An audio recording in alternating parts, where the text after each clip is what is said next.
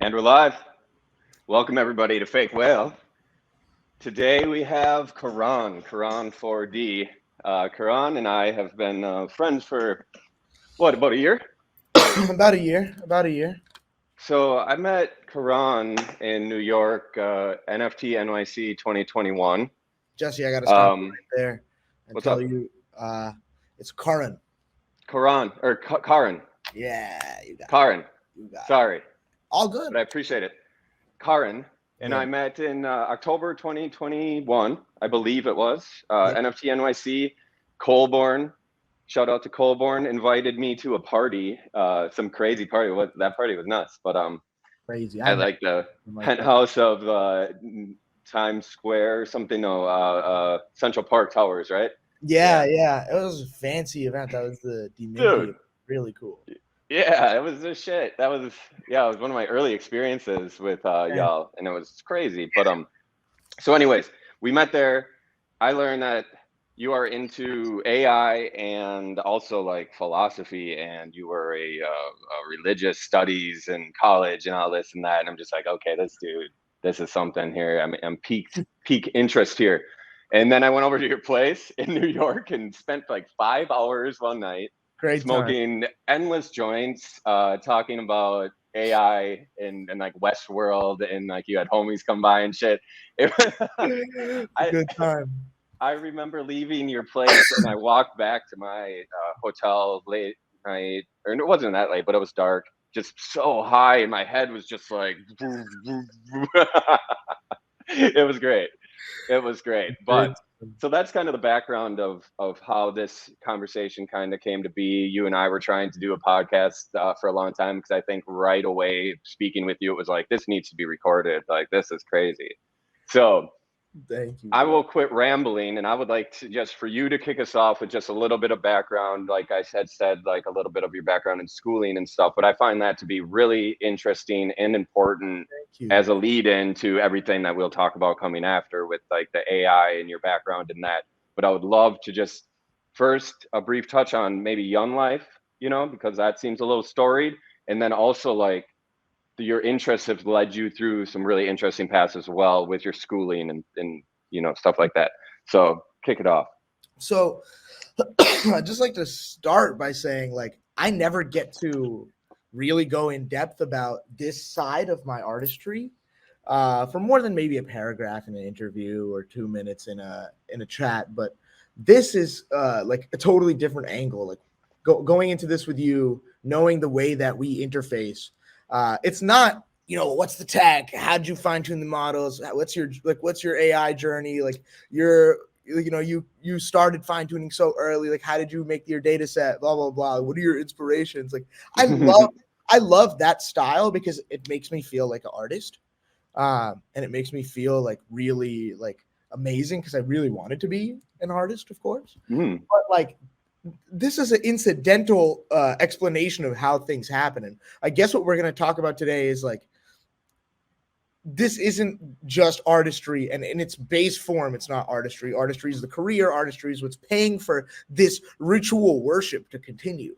This is like a very like religious spiritual thing for me, and I don't talk about it too often because a lot of the audiences that I interact with, um though I do just like give a little surface of the story because it's real, it's authentic, it's who I am.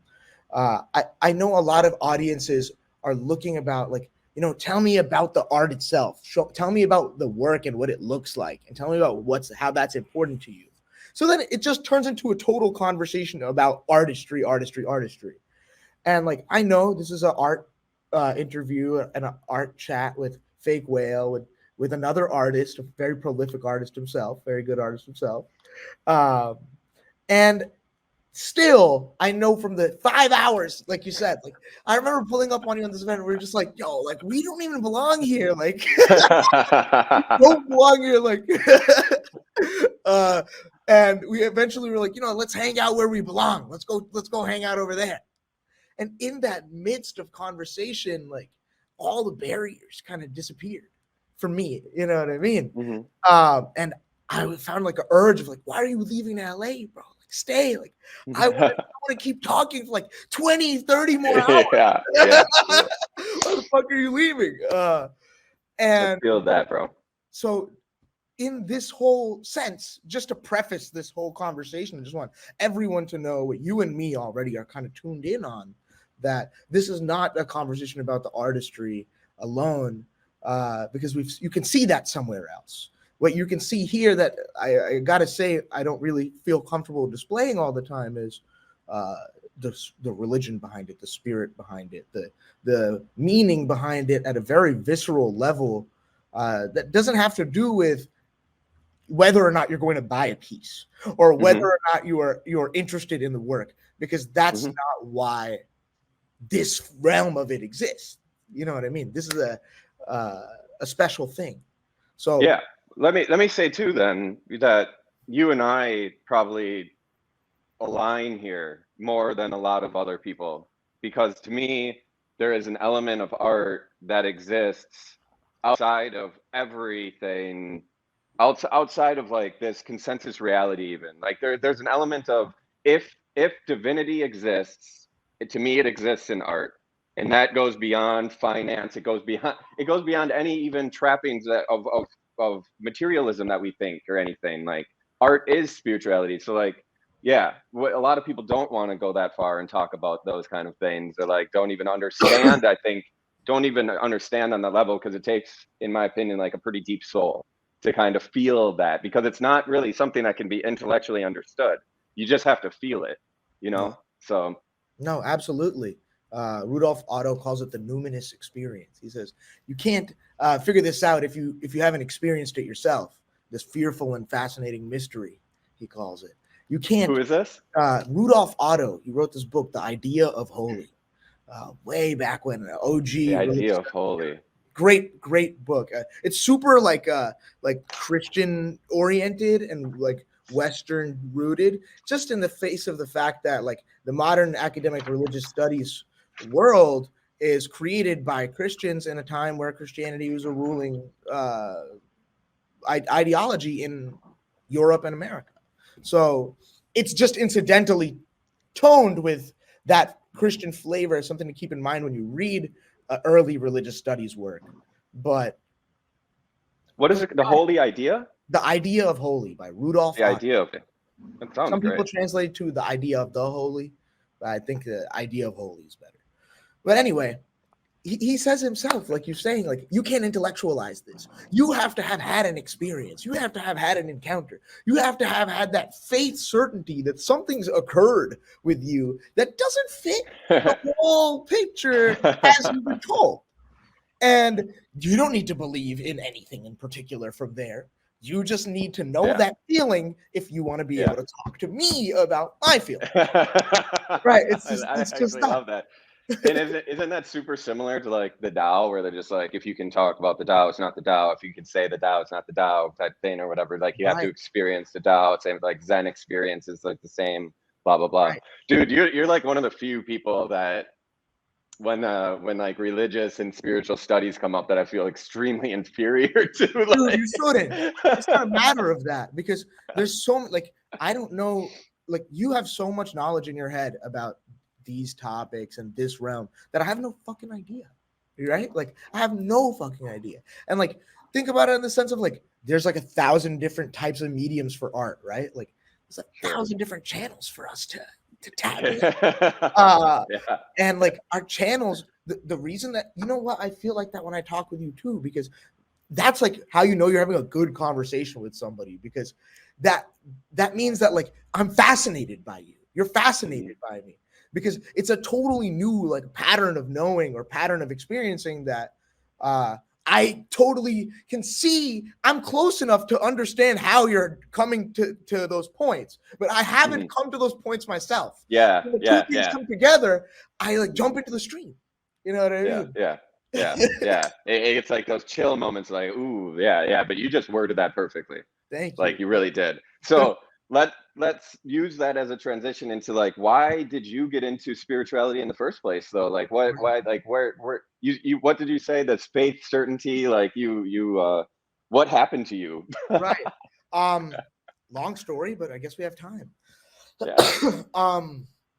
I'll say that for me, spirituality, religion, I don't make a distinction in the terms, but people do. A lot of people say I'm not religious, I'm spiritual, because Hmm. maybe they don't want to align with the institution or the idea of an Hmm. organized group. I understand that. I come from an extremely religious and organized background. Uh, I grew up in a Sikh and Hindu syncretic home, mostly Oh, Sikh. Now, people may ask me, like, how can you say like mostly one or the other when one religion is classically seen as monotheistic and the other seen as polytheistic? Well, without getting too into it, people make it work. It's belief. I mean, crazier things happen, right? I Right, mean, like absolutely. in multi-faith marriages and families and shit. Yeah, like Yeah, happens. absolutely. So I grew up in like a pretty religious area. And if you're aware, like religious community, it's never going to live up exactly to these scriptural rules. We're human beings. To Human say the beings least. we're human beings. Human beings are hypocrites, like to a T, like to the T. You know what I mean? Like more than any other species I've seen. Uh, It's probably a defining characteristic, really. it is. Uh, and like I'm being hypocritical talking about it right now. I'm a human. But anyway, I grew up in a pretty religious home. I went to the Gurdwara, which is the Sikh temple, like, pretty often as a young man with family for community events, for family events. My family isn't even particularly very, very religious, but my community is. Mm. So the people where we're going to hang out, it's the temple. Where you're going to meet your friends, it's there, the Gurdwara. So you come down to I fall in love with the stories, with the religion, with the idea, with the narrative, and with the community, and with how connected I feel to everybody, how connected I feel to God. And I start reading these stories, and in the Hindu tradition, there is a rule that in my locality and in many communities of the Sikh tradition is also a rule. We have a shrine inside of the Gurdwara, or the Hindu temple, whichever one it is.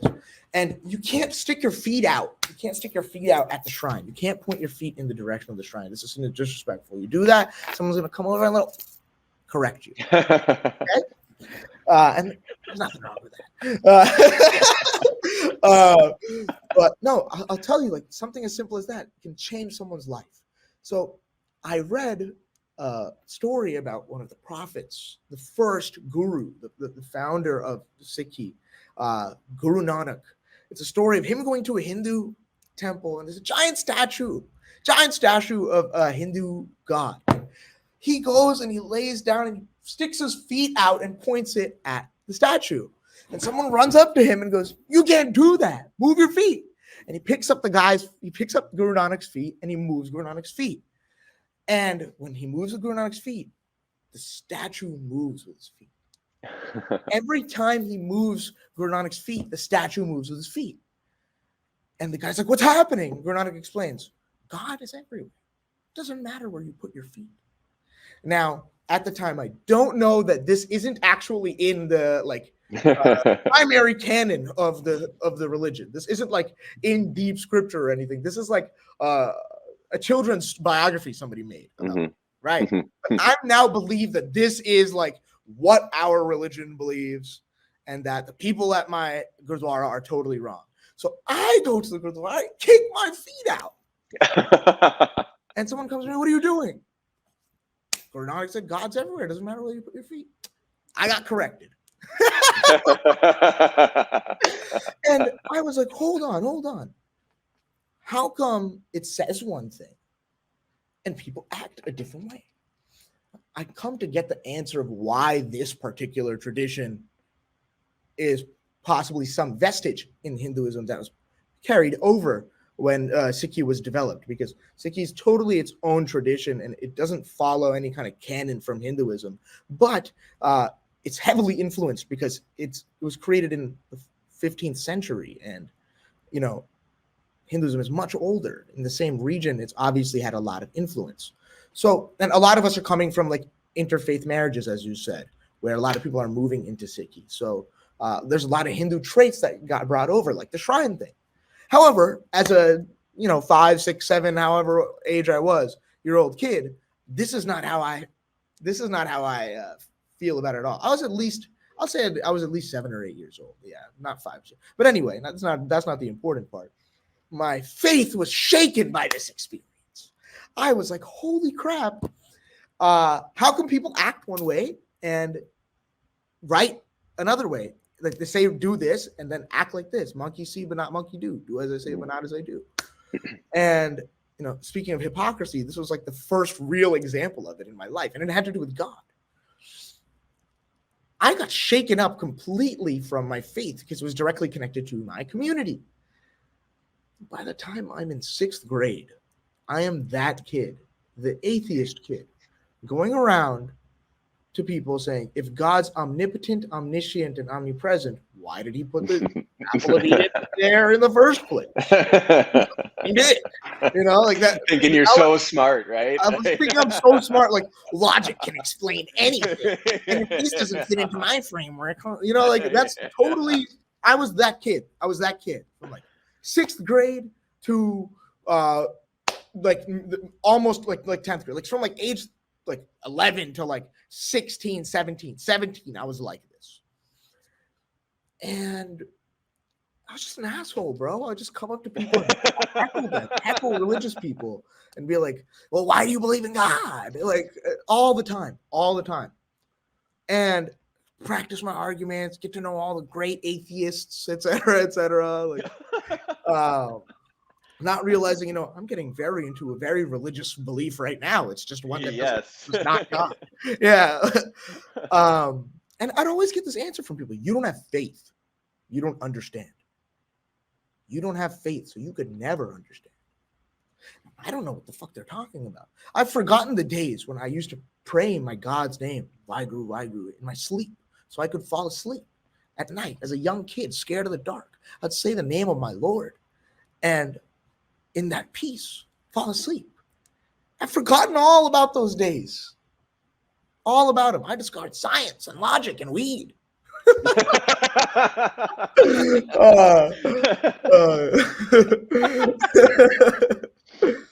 Dude, I relate honestly to the atheist thing. Around that same ages, I was like the same way. I think that's so funny. Like I was rebellion. I can relate deeply. It's a rebellion of the very fabric of this world. And I also went to just like deep in the story, I went to Catholic school from age like kindergarten through 8th grade. So like I was going to like fucking church every Monday, Friday, and Sunday, and like never like I always hated it just because it was like an inconvenience or just like it felt like a chore and shit like that or whatever. But I rebelled against that shit. But my dad was very into it. He was even like the youth pastor who taught like fucking like after school religion classes and shit like that and all that. So yeah, I was the same way. Like I would get in heated arguments with my dad trying to use logic as like well, if this then that, and like little did I know I was literally like arguing against like a children's book or something, like a parable, like right, absolutely. And it's the thing is like that little like my father, for example, it's a very Punjabi thing, I think. His whole he can get motivated to make a massive exploration journey change in life from a movie quote. For him, it's not the parable in the story, it's a quote in a film. Just one quote can change a man's life, change him into a different being entirely. So even that little story, it's got so much kick. It's got so much kick behind it. Anyway, I don't even get bogged down in that. I can just freak out over this. But I know like you were forced to go through something like this, and like when it's not fun and when it feels isolating and when it feels like you're being looked down on and not accepted, like in this claim of like total embrace and total acceptance, like of course we are going to get disillusioned, but yeah, I always you were the atheist until you were like 17 or 18. But Yeah, then you decided still to go to college for religious studies. Was that because you wanted to have better arguments to fight against the shit? Or like at this point, my were you beginning to come around? and before I even applied to college, I definitely was starting to look for these arguments. I had came around to non-hatred by the time I applied to college. See, I realized that Not hatred. this thing called faith that people were throwing at me, this loaded term, which is again a very Abrahamically charged, Christian charged term, but one that applies very beautifully across the board, no matter what you believe. Exactly. Yeah, and I love it. I think it's important to pick up these feelings or words for things that are explainable in any category, you know. Like when we say nirvana, like you don't have to be talking about Buddhism, you know what I mean? It can apply to anything. But in this case, I didn't understand, but just like people were saying, and I first thought this is such a cop-out, this is such a bullshit thing to say to me. And my anger turned into fascination of why do people believe in God? Why do people care? What proof is there? What the fuck is faith? And with this fascination and like utter, like incontrollable urge of like, I don't give a fuck about anything else in life. I just need to know the answer to this question because what if, because there's this deep part in me that didn't know how to say these words of, because what if I'm wrong? And everything else in life, in my materialistic atheist life, will become inconsequential to the very potential possibility that I'm wrong. Because being wrong could be the greatest thing that could ever happen. You know what I mean? Yeah. And I didn't know that back then. All I knew is I'm fascinated and I need to find out. I need to find out. So what was it about faith?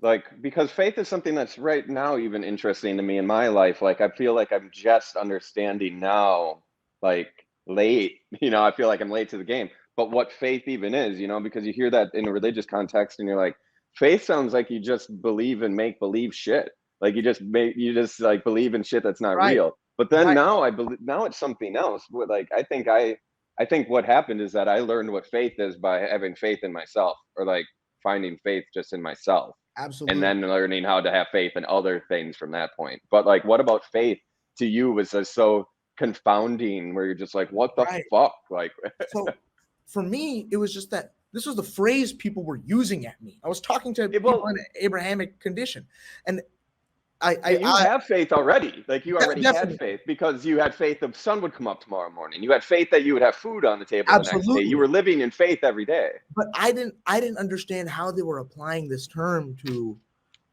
God. Yes. I was thinking something completely unprovable. I was like, how can this be? How can you be so sure when you believe, like you said, believe and make believe shit? Like, is faith just induction?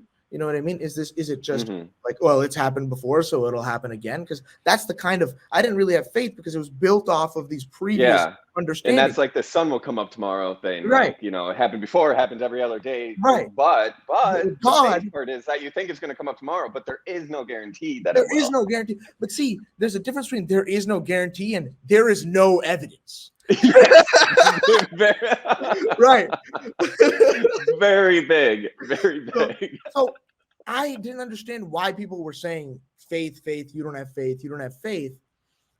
And I was like, this is this missing piece, this word faith, whatever it means to these people, is this missing piece that makes them so sure in the face of everything I'm saying. They don't break a sweat. They don't fucking feel any doubt when I say, well, do the animals go to heaven? They don't feel any doubt. Even when they say, I don't know. Even when they say, I don't know. Animals go to heaven. This is one of the atheist questions. One of the George Carlin, whatever the other guy's name. I used to follow all these guys 10 years back. Fuck, that's hilarious. And they wouldn't break a sweat. Not a single no freak out. Just I don't know, or I'm not sure. God put me here. Or like don't care. Yeah, don't care. And doesn't even matter. And that's my answer to people saying, God is for answering the unanswerable questions. Like, then why the fuck don't they care about the unanswerable questions? That's not what it's for. It's not to explain the unknown. It's more than that. It's so much more. It's definitely more than that. Because it's more than that. But there are people for sure who it's that too. Find the comfort. There is the opiate of the masses thing. Like institutional religion has all the critiques that people make about it. Absolutely. But the average person who is a believer, who is in it, like who just really like in their heart believes, they don't believe because there's an afterlife, and they don't believe because of heaven or something like that. That's incidental. People can get into it because of that. But when you're really there, it's not that.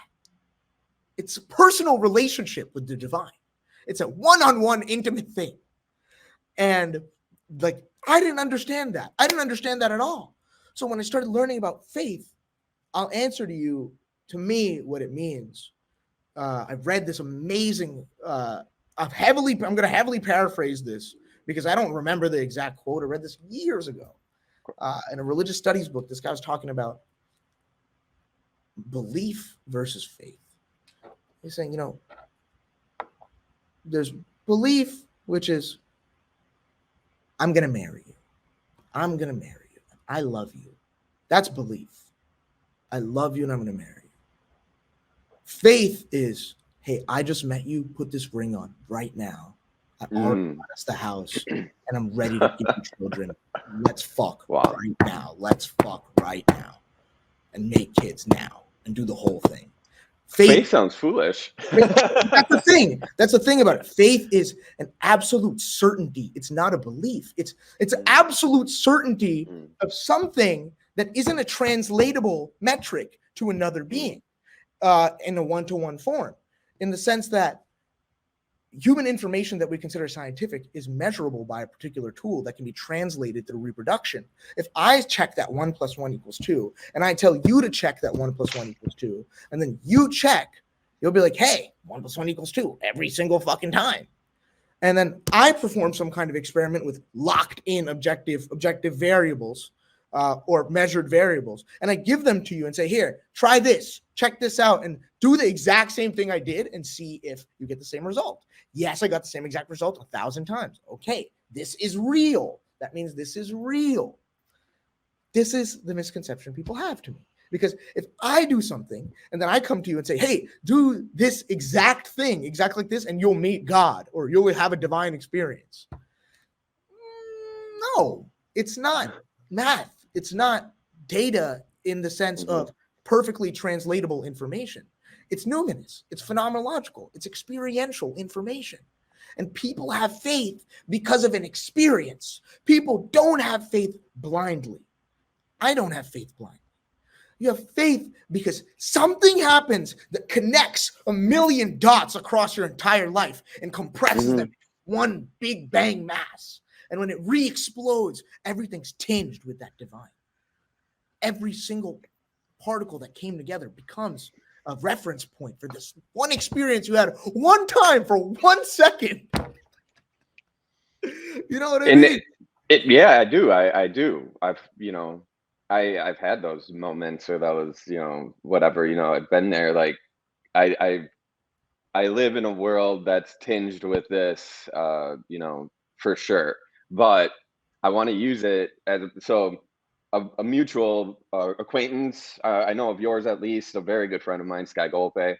Amazing guy. Got to hear his philosophy. So he came to mind because you started using the word divine. And I had a conversation with him for Fakewhale and outside of Fakewhale. And we probably had this conversation many times, but this is even recorded, but where he rejects divinity. He rejects the concept of divinity. Right, I've heard this from him. And I think in the interview that I did with him, I say something to the effect of, like, you reject divinity because in your mind or the way that you see it, divinity almost rejects then humanity, or is like believing in divinity is a rejection of humanity or something like that. Right, and he wants to apotheosize the human form. Right? Exactly. So like, what to you then is divine, or like, you know, based on this concept that Sky Golpe is putting forward, like what is your take on that, or what would you say in return maybe? I'll first of all have to clarify that me and Sky Golpe look at the world from very different lenses, and I've gotten to talk to him Really? from an existential view for a long This is fascinating. and I definitely like. There's so many things that when he speaks, I feel like something inside. You know what I mean? I feel this connection of like, yes, exactly, to a point in which I say, I agree with you, but the terminology we use for this ideology is different, is distinct. But is there semantics within it where it's just like, Absolutely.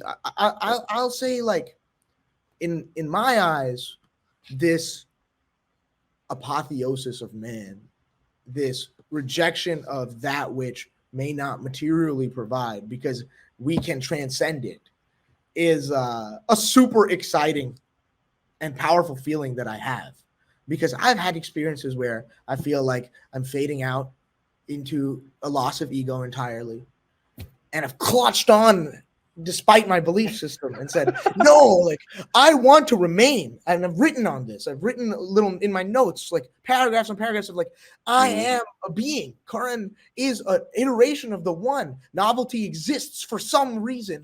And even if it's for no reason, novelty exists. And I want to remain in this version and breathe and develop this before disappearing. I'm not ready to go.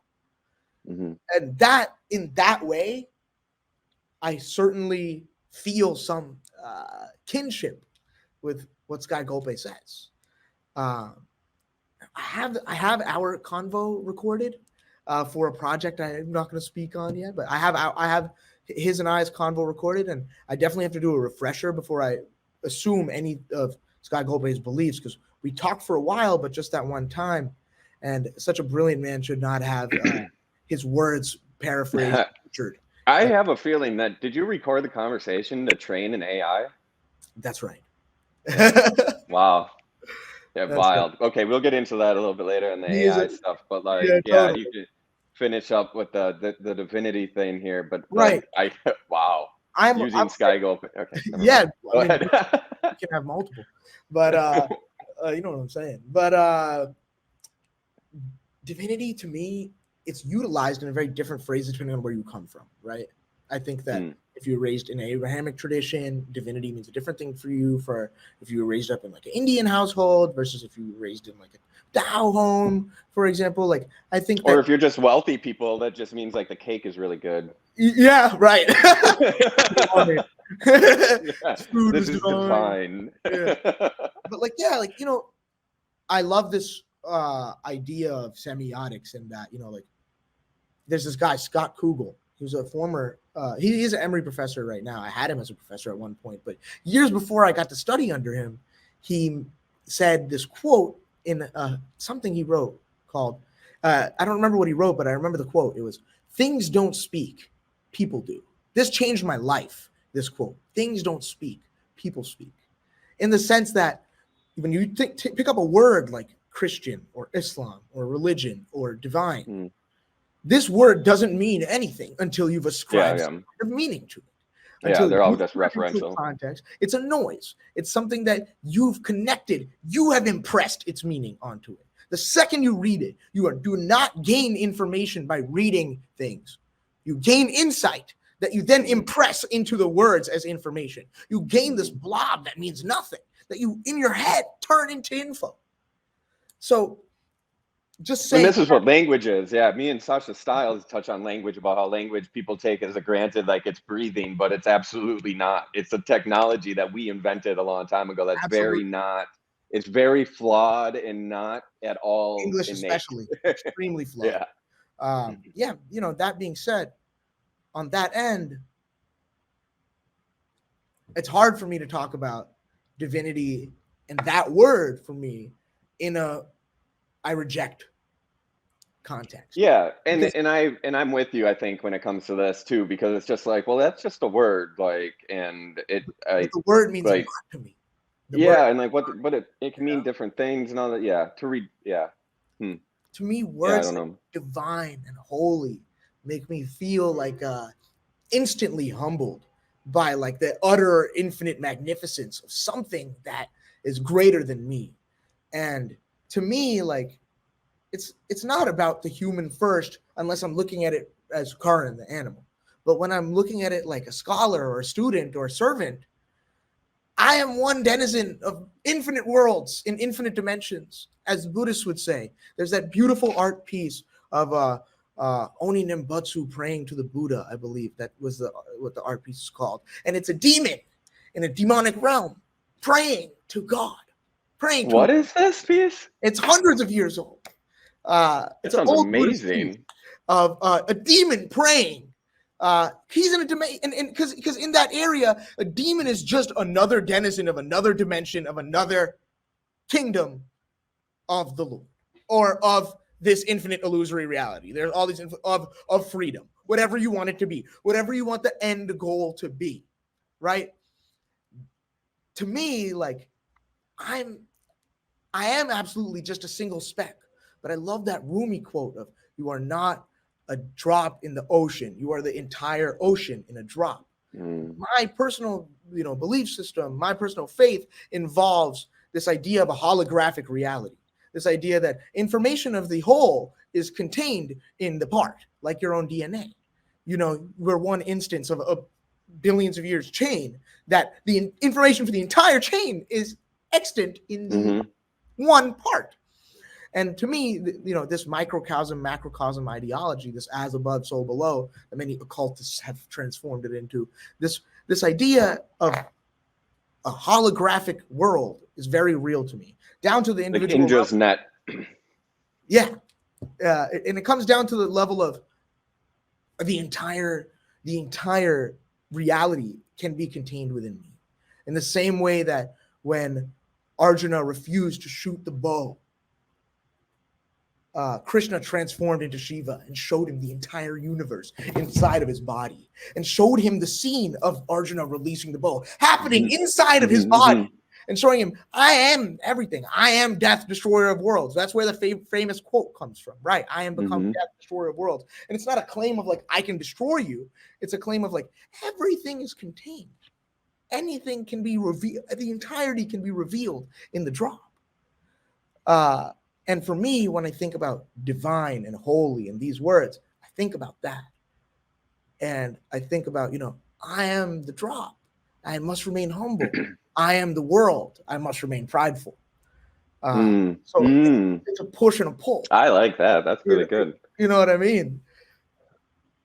Yeah. It's like, but so I have.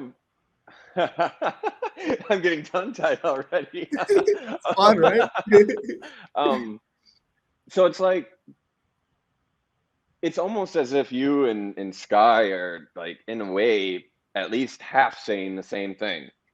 Where like when he was talking, Sky wants to reject divinity for the same reason that I am the world, I must remain prideful. I am the ocean, I must remain prideful. Right. Without but losing the part of like, I am the drop, I must remain humble, kind of. But in that sense of mind though, like if I'm the ocean, then there is no other fucking thing. And that's where I think the idea of divinity in his context is where it's like putting something above you, putting something else as a greater than I, but I am that greater thing. Or something, like it's like your younger self meeting your future self. Think about it like sure. That. In well, the sense of yeah, I mean that, you know what I mean? Like it's like, yeah, here's this form of you that worships and idolizes and is humbled by everything you can be. And not just everything you can be, but everything that everything can be. Like because and like, I know people hate the like everything's connected, we're all one, etc. But like this is the prevailing scientific theory of our civilization. The Big Bang theory, that the same mass is extant across everything. Like the particles being sent across from this very conversation.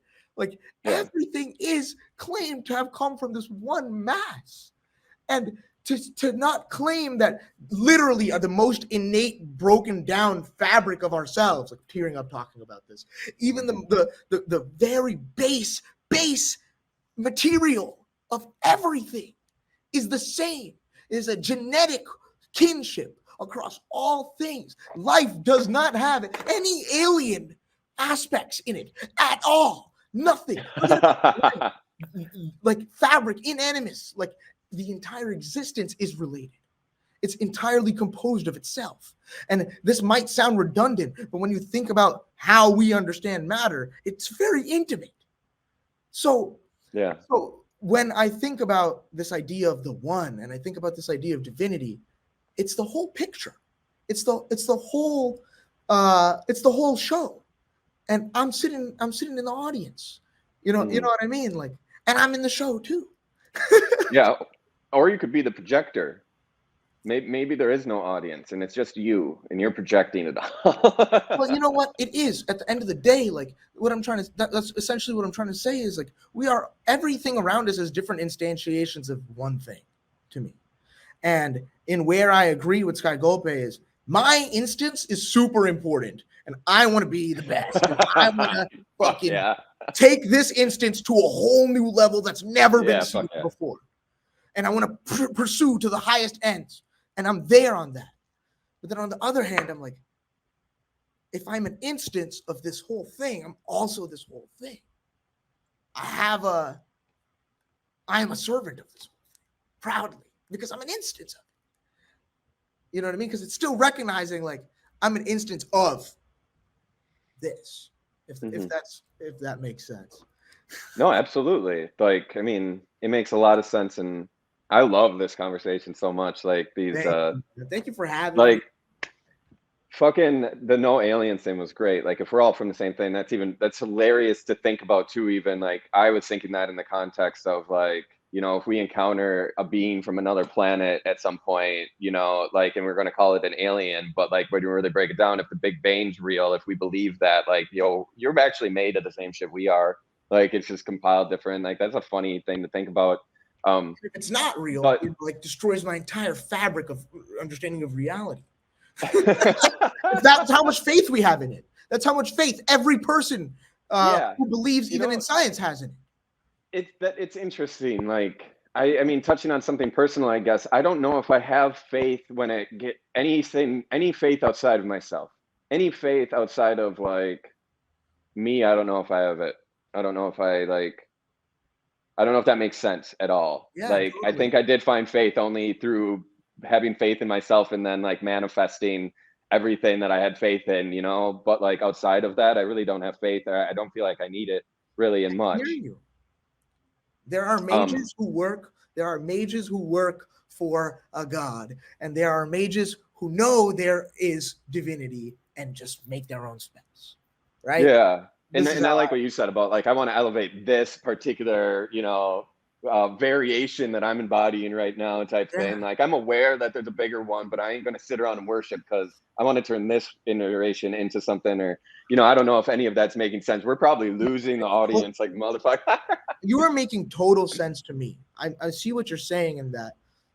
And I'll just say it back so I can understand it and confirm. You can confirm if I'm getting it. Is you feel like there's you know there are others, but you see the most efficient thing to be in spending that time and the cultivation of that energy into yourself. It's the exact idea of just like, you know, help yourself, help the world type thing. Like for me, I truly believe that the best way that I can help the world is by becoming the best thing of the best, most authentic, whatever this is that I am. That's how I'm going to help the most. So like, that's my focus, right? You know, so I do want to like parlay this into all the AI and stuff, but before AI, like I was even reading, you know, I know that you did music for a while and then music kind of led to art. I remember talking about this, like you made art to do, or like music's art, but you made visuals to go along with the music. And that's totally. Visual. And I know that's how you kind of learned, like, correct me if I'm wrong, you got into 3D art at first, right? Absolutely. I started watching Create by Law, Ian Lawrence, a great friend who's now a member of the Web3 community for a while now. His first 3D render I ever saw got me straight into it. Helped me get set up. Amazing, man. Yeah. And that's so interesting to me because you make so much more sense as like a, I don't mean that in any negative No, connotation. all That's good. not a bad, but as like as what you are now, like an AI type programmer. I don't even know what you are because you downplay your skills as a like a tech person, but like you do Because really everyone, technical shit. because I know people who are watching this who I know are way better than me. Are I probably mean, just like, this guy is fucking blah blah. So yeah, I I don't get you. like I mean, that would be like if I were 100%. to like try You to, know, a if lot of I tried to artists. talk about the Go ahead. technical aspects of painting, I'm not but I can paint. Exactly. But but AI and certainly seems to go quite hand in hand with your entire like life's journey. Honestly, this touching, uh, like going away from spirituality, coming back to it, interest in divinity, developing divinity through yourself, etc. Like, and then the interest in AI certainly makes sense.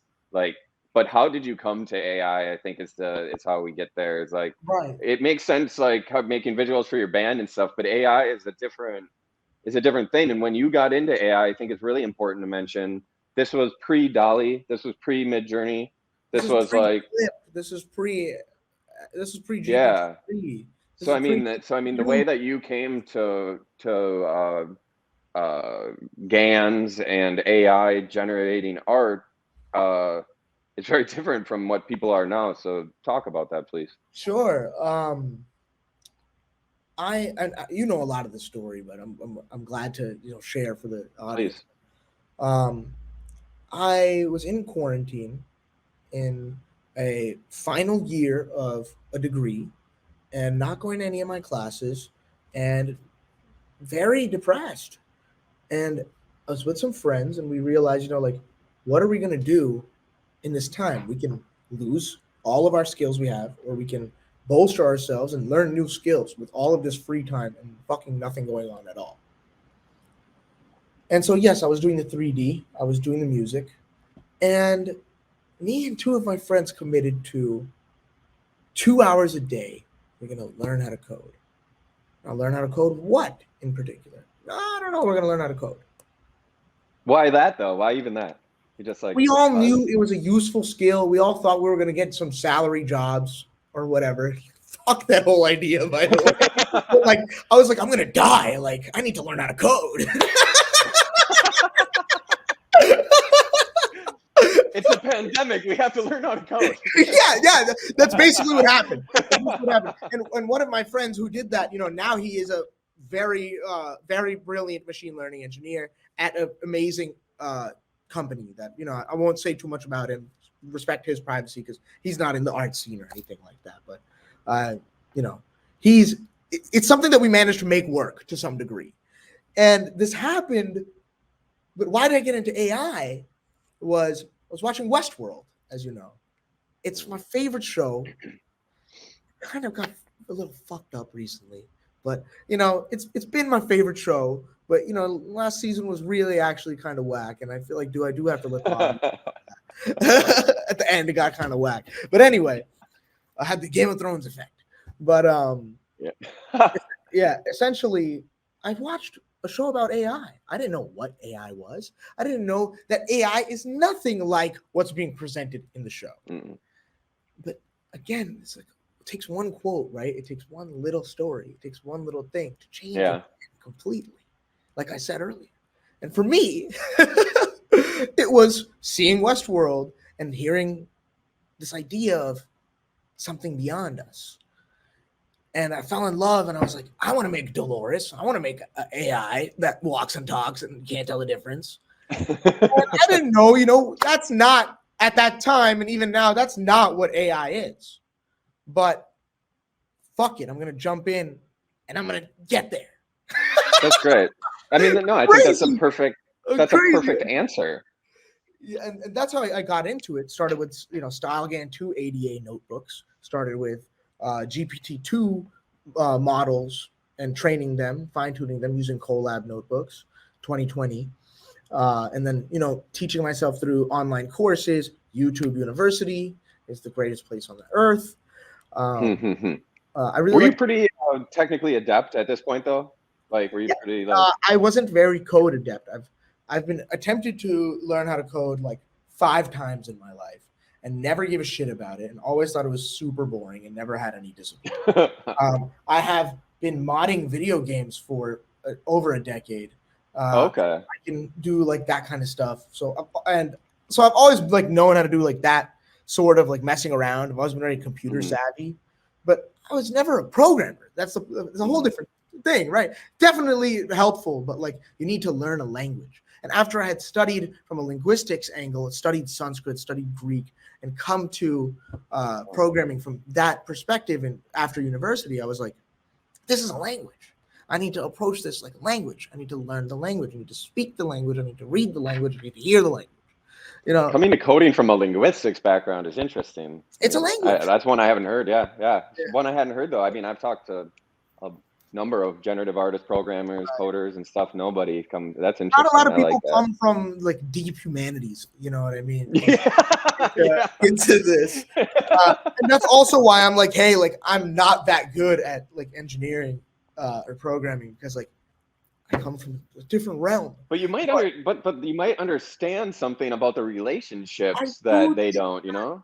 I do think that I have a totally different lens, and I do think that I end up utilizing AI in a very uniquely creative way because of this. Like how I choose to combine two models or fine tune, or what kind of models I choose to create in the first place, is like totally out of. I've had so many programmers be like, "What the fuck do you want to make that for?" You know what I mean? Like plenty of times. Train this AI Artemis on. Well, I'll get to Artemis. We'll talk about Artemis. Remind me about that. I'll wait on that. But that's an example of someone being like, why'd you even make this? But I totally got lost with where we just were. I'm trying to think. No, all good. I actually think you could just talk about Artemis, because I mean you're going down the path. It makes sense why you got into AI. You watch Westworld. That's dope. You mod video games and shit, so like there's good background leading up to it. That was really it. But how did you start though? Like then what was it? Like you went YouTube University, but then you must have Googled like what these things were. But I looked all over at Colab notebooks and followed them and tried to learn the code, and hit people up on Discord, GitHub, Stack Overflow, and asked people who were way better than me to teach me and help me wherever I got lost and didn't know what to do, or was just too much of a dumb idiot. You just hit people up. I am notorious for spamming people. You know this. I love it. I'm notorious for just pulling up and being like, hey. I try to be eloquent about it now. I'm very persistent and I'm very clingy. And normally these are seen as not the best traits, but if you're looking to learn a skill set, this is extremely vital. You need to consistently bother people who are better than you. If you want. And there's something about it where it's like you're not asking for money or really anything, but you're trying to learn. So I guess it's like it's accepted a little bit more. It's almost admirable, And you know what? I think that it's really nice that when people have really helped me in the past and stuck with me and been there to like really walk me through things, I try to do something back for them after that skill. That's nice. Something. Because yes, there's this idea of pay it forward, but it's also like you invested in me and you should get a dividend for that, That's nice. That's important to me because I don't want to feel like I'm just info mining people. I want to feel like I'm being invested in. Yeah. No, that's super chill, man. That's a really nice perspective. Helps bring everything full circle. But now you're working with AIs. You're pre-Midjourney, pre-Dolly, so you kind of had to learn how to like make your own AIs, right? Like you had to learn how to like program your own. Well, I would I want to get to this point of a lot of people miss right now within Midjourney and Dolly, I guess, using these programs. And I guess this is kind of skipping around a little bit, but it comes back to this, is that the text prompts are one part, right? Like in fine tuning your text prompts, but people miss the idea almost that this is based on a group of images, basically, if I'm not mistaken. And what are those images, and who's putting together those images? How many images are they? What are the images? Like, is it every image on the internet? Like, is it every image that exists? Like, what No. is that or whatever? But and these days you had to put those sets together, right? The last part, me putting the sets together, the data sets I've put together are much smaller than the ones you see in large Of course. models, like infinitely smaller. But I'll try to answer that entire line. Yeah, and I guess it's like the part two is like because you were so early, you were creating your own data sets, and like that's kind of like the question. But then also too, like, you know, touching on that, people don't really realize this. When they use Midjourney, like they think they're using Google maybe or something, you know, where it's like, well, this must just be pulling from everything. Yeah, But you can, like, there could be programmed biases. Someone compiled that. There could be, someone put that together. yeah, and then because of that, there's human error possible, and then it could be like, well, what, you know, biases and maybe stereotypes are we pushing forward because of the data sets that were compiled, and maybe the biases and data sets of the people, or biases and stereotypes of the people who compiled the data sets, yada yada yada yada yada. So anyways, Right. you know, there's a lot of talk about in there, but maybe you can just talk about how you were compiling the data sets at the beginning and all that. Totally. So I can answer all of this by simply going into a chronology of my experience as AI has developed over time. Perfect. So I jumped in. StyleGAN 2 and StyleGAN 2 ADA are out right now when I jumped in. And at the time, all you can really do is generate images from an existing data set like FFHQ 1024. This data set goes down in history as one of the most goated data sets of all time, just because it's OG as fuck. It just comes out, like, I can't tell you how many models have trained with that as the basis.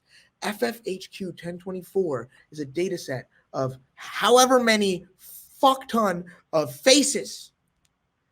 In 1024. What is it again? Resolution. FHHQ 224? FFHQ. FFHQ 1024. 1024. It's totally unused in any model I see anymore, but it's legendary. It's the OG. It's legendary. It's my OG data set that I love, that I had nothing to do with the creation of, by the way, at all. Great name. NVIDIA said, I don't know who set it up. Don't quote me on it. You can just search up FFHQ 1024, because if I give you guys a breakdown, I'm just going to Google it. So just Google it. Essentially, it's a bunch of faces. And you can train StyleGAN 2 on this, or use their pre-trained model on this data set, which then generates totally new faces that don't exist, which is like one of the early things we've seen from GANs. And I was like, I want to be a portraiture artist. So I'm going to take a bunch of crazy portraits, dystopian ones, real ones, etc., that are in the public domain, publicly available, and I'm going to bring them together into a data set of like 200 images and just fine-tune FFHQ 1024. And it's because faces to faces is pretty easy enough. Just move it into the painting world. And that's how you get my earliest AI dystopian works, where you see those crazy, like Fragrance, my Tezos Genesis, or a lot of stuff on my Known Origin. Museum of Crypto Art owns in their Genesis collection and in their permanent collection some of those pieces generated during that time. Those are like the historic pieces, and like honestly, they just look way shittier to me than the stuff we have now. Totally, like we met massive elements, but it's got. But there's probably charm in it. It's got this after all this time. It's got this character to it that just it's old. It's a dino. Like 2 years. Yeah. It's been 2 years, but it's already classic. Yeah. So like when we're talking about training, we're going to get into the specifics a little bit. I just want to understand, even from my point of view, like what you're doing is you're showing the program. Oh, so you want to know? We have a picture. Well, we have a picture of a face, just say, and you're showing the program face, image face, and then you put the word face along with that or something, and then that's now it knows this is a face. That's later. That the text part happens way later. That's not in a GAN. Like in this era. In this era, there's no text part. You have to It Just only can image. make it can only make Okay. one thing. So then let me Like if you wanted to make trees, you have to train it on like 10,000 trees. You wanted to make cars. let me change the question a little bit then, I guess, because GAN, for people listening that might not be, privy or know this, GAN stands for Generative Adversarial Network, right?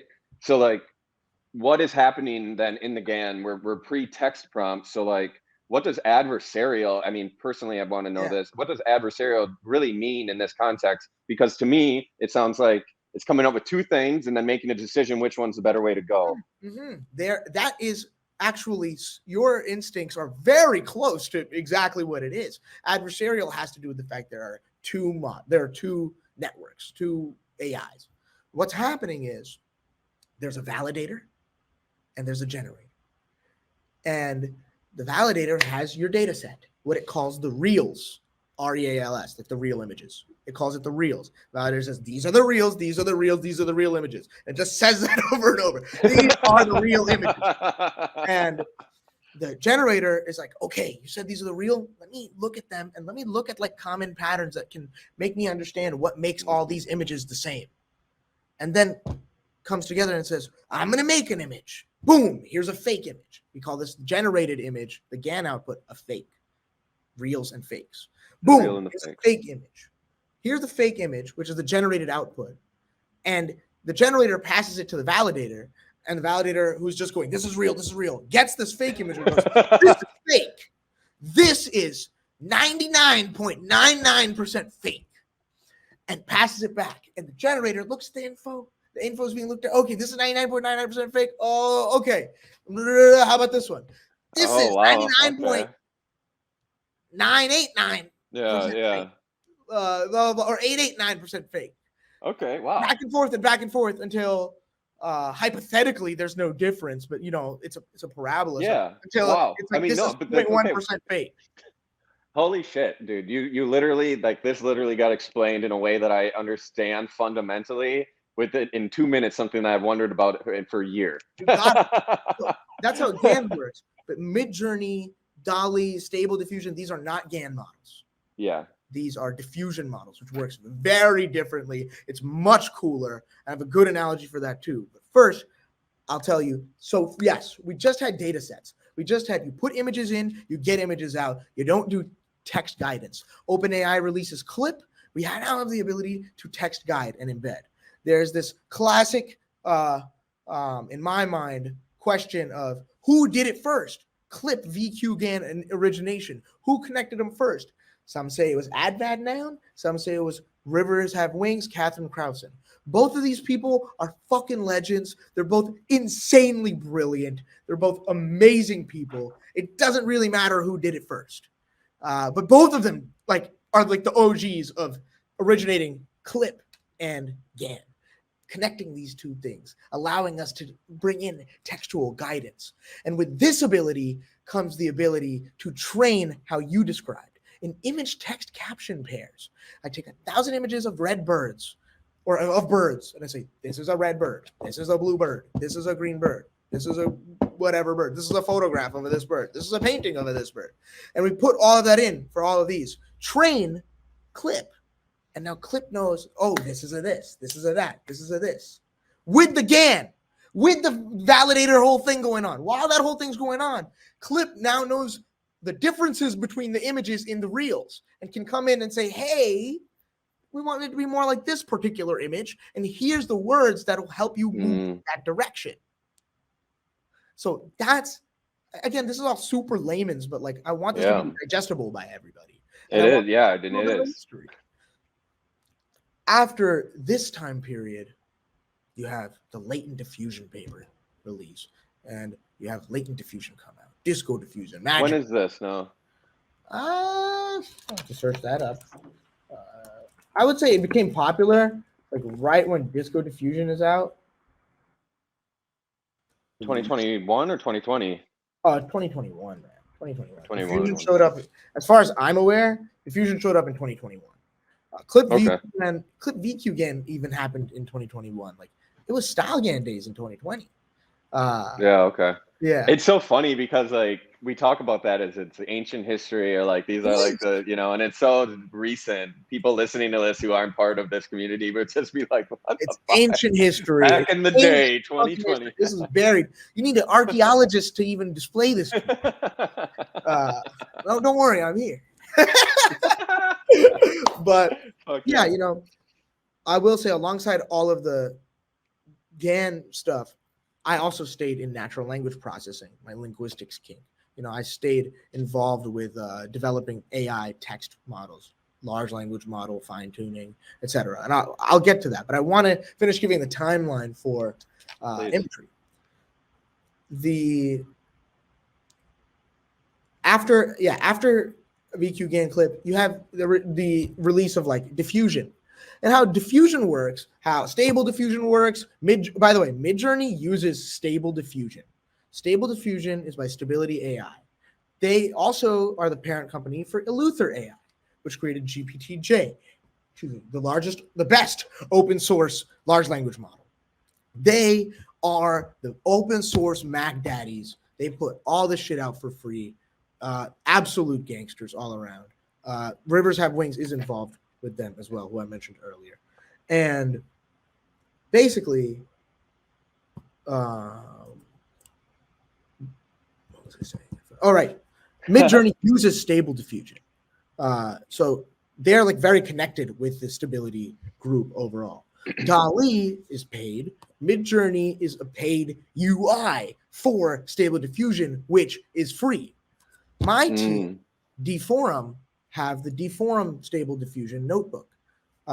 We have thousands of users, and we release for free everything that you can do in Midjourney, plus way more, with custom models and way more features for free in a little notebook.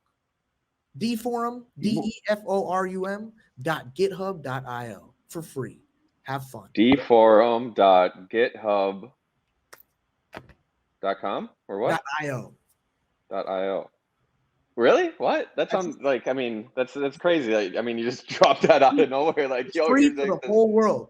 We made this free, software. amazing AI. And you're saying it's better than Midjourney? Absolutely. Absolutely. With confidence. Of course it is. Well, it's Wow. using the same model. It uses the same model. Yeah, We just have more features.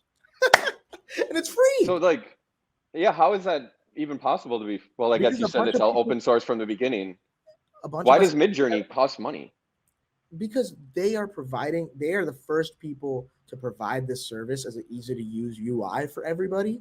And it's still easier to use than the UI that we provide. It's on Discord. Yeah. I don't actually find that to be like, I fucking hate that it's on Discord. Like, I wish I didn't have to have Discord. Like, but I only have Discord to use Midjourney.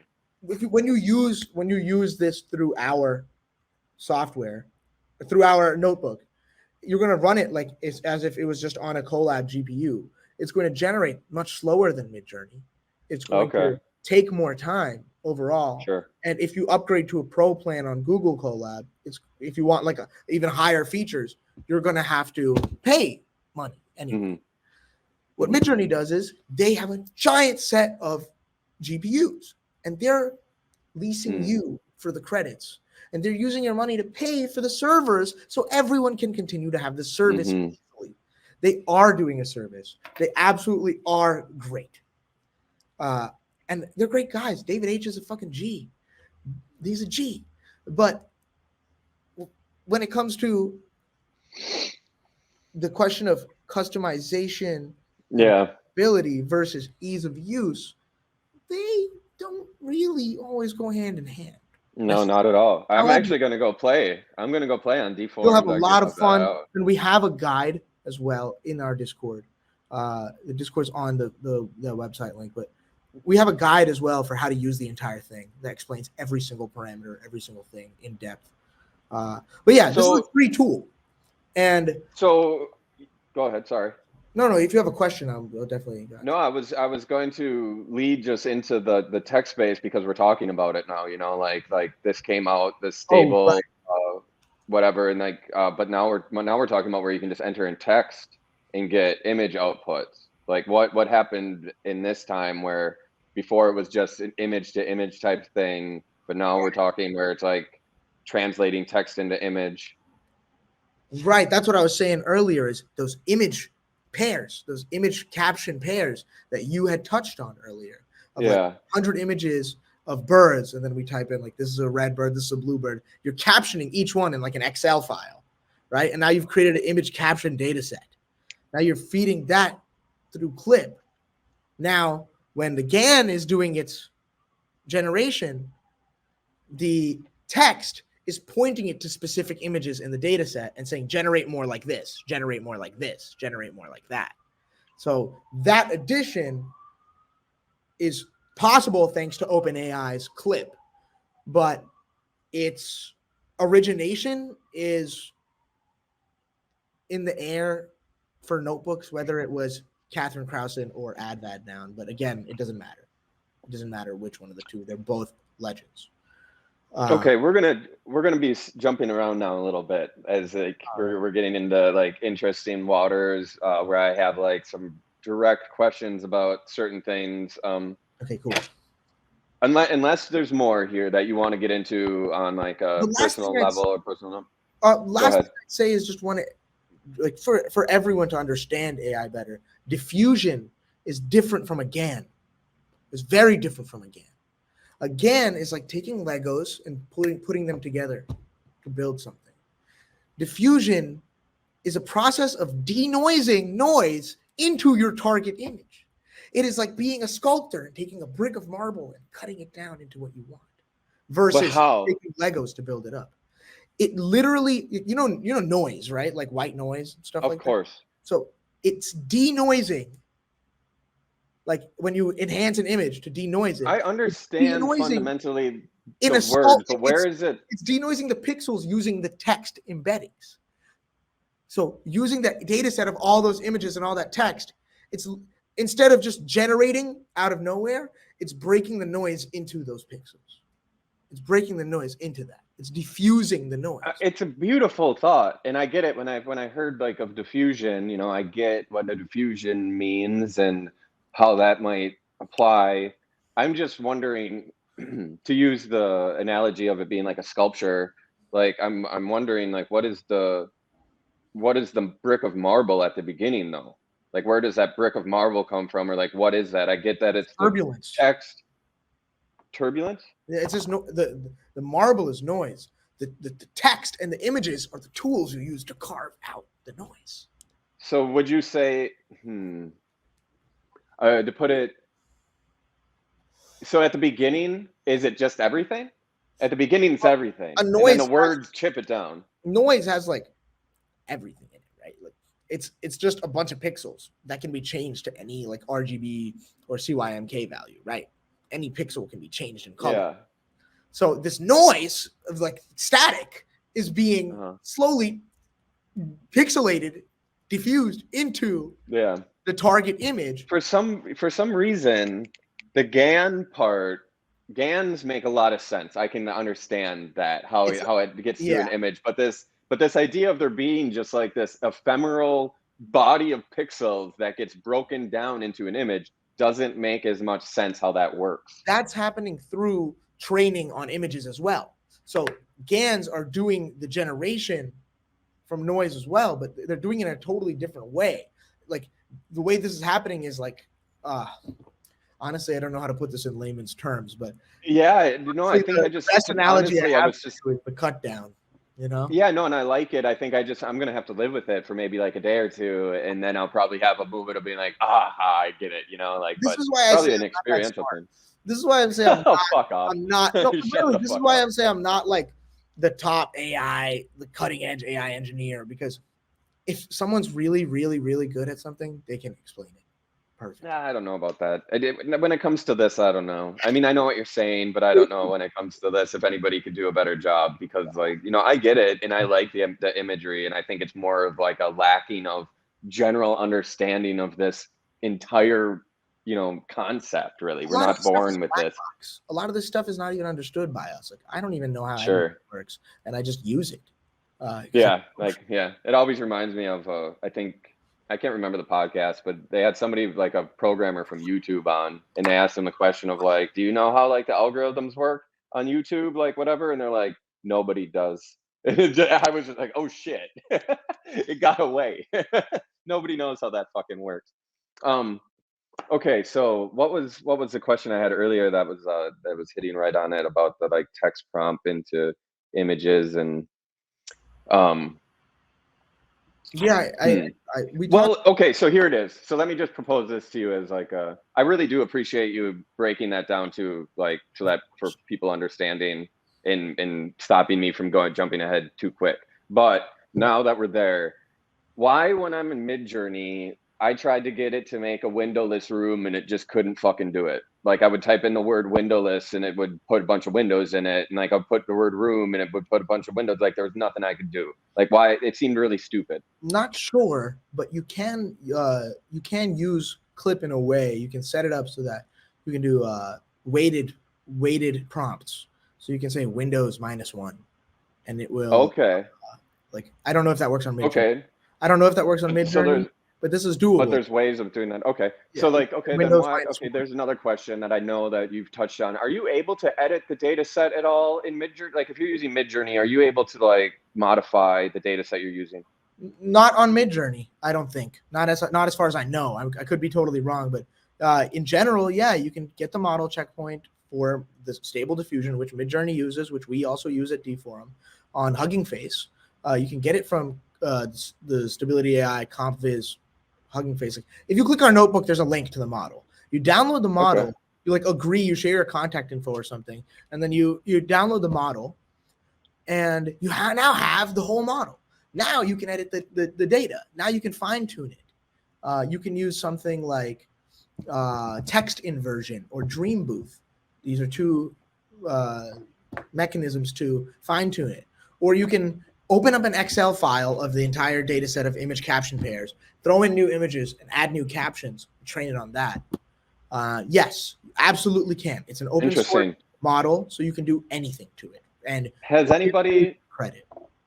Has anybody done anything super? I mean, it has to have been done, but like really, really weird shit with it, where like maybe they like put in images and then put really words that weren't the images and shit like that to try to make some really just crazy nonsensical like William S. Burroughs type, fucking nonsense type AI shit. Right. Like what sort of experimental AI shit has happened? That might be a really advanced question. I'm just no. I mean, it's an exciting question, and I want to have never been asked.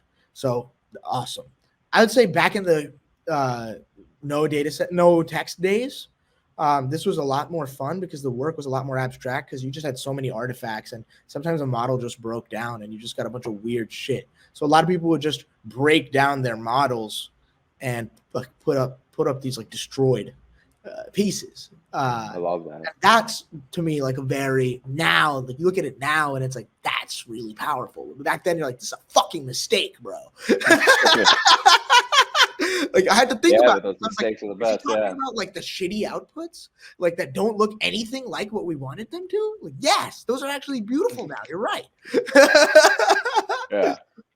Like now that really interests me. I would have a lot of fun trying to experiment with like, but with like really confusing it. I would almost be like treating it as a child that you raise in captivity and teach it that like, a table is actually called a spaceship and that the fucking, ceiling is actually the floor and that the sky is grass. There's weird shit. I mean, has anyone mixed up the text like that? But yeah, like that's really, doable. Yeah, it's doable. Very doable. I'm just wondering what kind of interesting experiments would be able to be done. You know how like Burroughs tried to break down language, in his like heroin days type shit, like and really like fuck it up. I'm wondering how that would work and stuff. It's just interesting. But here's a bigger question. Go ahead. No, you could go ahead. You could take a text model like a GPT model, or OPT, something like that, and have it learn to code your words in a certain way where you type words and then it codes them into something different. You paste the coded version. It's really not that crazy, I guess. It would just be like you could make something really personal. You could paste that coded version where table means spaceship, etc. You could paste that into the text to image from there because it's been generated into this weird thing. Interesting. And you know what? The original input was table, but the output is still spaceship. Okay, so here's the big question. Well, why is it called intelligence? Like why? Like why? I don't Because know. it's confusing at this point. I think with the level, like, and maybe I'm wrong. So like this is the introduction of like probably the rest of our conversation, because like I've been working with AI for a while now. Like Right. I've had Midjourney since the beginning. I've been using it, trying to figure it out. I see what other people are doing with it. I've talked with other GAN artists. I'm at the point of forming some opinions on where we're at right now with what this shit is. And I am very much confused at the level at which, at the credit that they're giving it, I guess, like, or the, I don't know. I think to call it intelligence is giving it so much credit. And I think when Elon Musk talks about like, oh, like worried about the AI taking over, I'm like, what the fuck are you even talking about, bro? Like, and maybe you completely disagree with that. And that's what I want to talk about. But like, to me, I haven't encountered any intelligence yet, man. Like I've only encountered ourselves. Right. I've only encountered, Reflection. like, yeah, when I'm on Midjourney, I feel more like I'm on a Google search engine than I do like I'm communicating with an intelligence. Like, but you go and you read these people's explanation of their artwork, which is clearly just a Midjourney output that they maybe edited a little bit, and they're having these like romantic, eloquent explanations of their encounter with the other that they collaborated with to create this thing. And I'm just like, that is a stretch, bro. Like I Really? do that too, and I don't like feel that Right. at all. Do you feel that? Absolutely, I feel that. Okay, I love this. Great. So we're at the Uh, other end of the spectrum. Change my mind. right. I mean, I'll tell you that again. This has to do with my entire framework of thinking about the And topic. that's why we talked about your framework of Right. thinking for Right. 45 minutes at the And I'm so beginning. glad because it's so much better than just emptily saying like, "Yes, I interacted with the other." Like, it's important to Exactly. have some context. And for me, and it's not something you'll notice I don't post about I interaction know you don't, because it's but not a sales here's point the for me. thing. It's a very Here's the intimate thing is thing. that You know, if anybody is, I think you are, like, thank you. you know what I mean, so like Thank that's why I wanted you to have on the show. Like this you. right here is the crux of why I wanted you on the show, because I had this question and I wanted to talk about it, but there was nobody I could talk This about is it the with this is besides the you. very thing I was always waiting to say, actually. So that's amazing. That's a beautiful synchronicity. For me, it's when I interact with a natural language processing model, it's way more present than when I do with a GAN or diffusion model. When I'm talking, it's more present for me. I'm a talker. I'm a poet. I'm a writer. I'm a linguist. This is what I like. So I'll tell you You with know Sasha? Sasha Styles. Yeah, yeah. Yeah. We've interacted very briefly, but I've seen her work at the Super Rare Gallery. I was And just wondering because I interviewed her a few weeks ago. It was a beautiful conversation. She, I think, is more in that realm with you, but she had that kind of it seemed more that she felt in communication with another entity almost, and she calls like another entity as like a name that she collaborates with it. But I amazing. find it interesting that you say when you're doing text that it's more of that. And that her as a poet who is solely working in text, it makes sense, I guess. So, when you ask the question of like, how does the diffusion model work? It makes me feel like maybe because of my own lack of knowledge, makes me feel like, like when I'm doing this, I'm sending out instructions or a communication and something not material and not physically tangible is sending me something back. That Like interact, electricity, like light, yeah, literally light. light that's organized in the way I asked. And Mhm. there's math behind it, and there's a formula behind it. But I'm a man who believes in qualia. I'm a man who believes that the experience that's immaterial is more than the sum of its material parts. Our mind is more than just the neurons inside of it. For me, it's something more. So when I interact with a diffusion or GAN model or a text model, it's like I'm getting a transmission from another dimension. I'm interacting with something. Now, it's really important we talk about this idea you said about intelligence and this idea of sentience. This Google ethics AI engineer guy, I'm saying this on the record, fuck this guy. I'm saying you guy on the fucking record. Fuck you. Okay, just to clarify, And now right? I'm This gonna is the guy, qualify. what, like a couple months ago, what, right? This guy from Google says that he believes that their AI became sentient or Sentient. something. Yes. Okay, so that's what we're referencing Now, here. I love it. just On the wanna- record. I'll qualify that. There's a lot of push and pull in the AI community between artists and engineers, and the fact that artists love to anthropomorphize AI, and engineers hate it.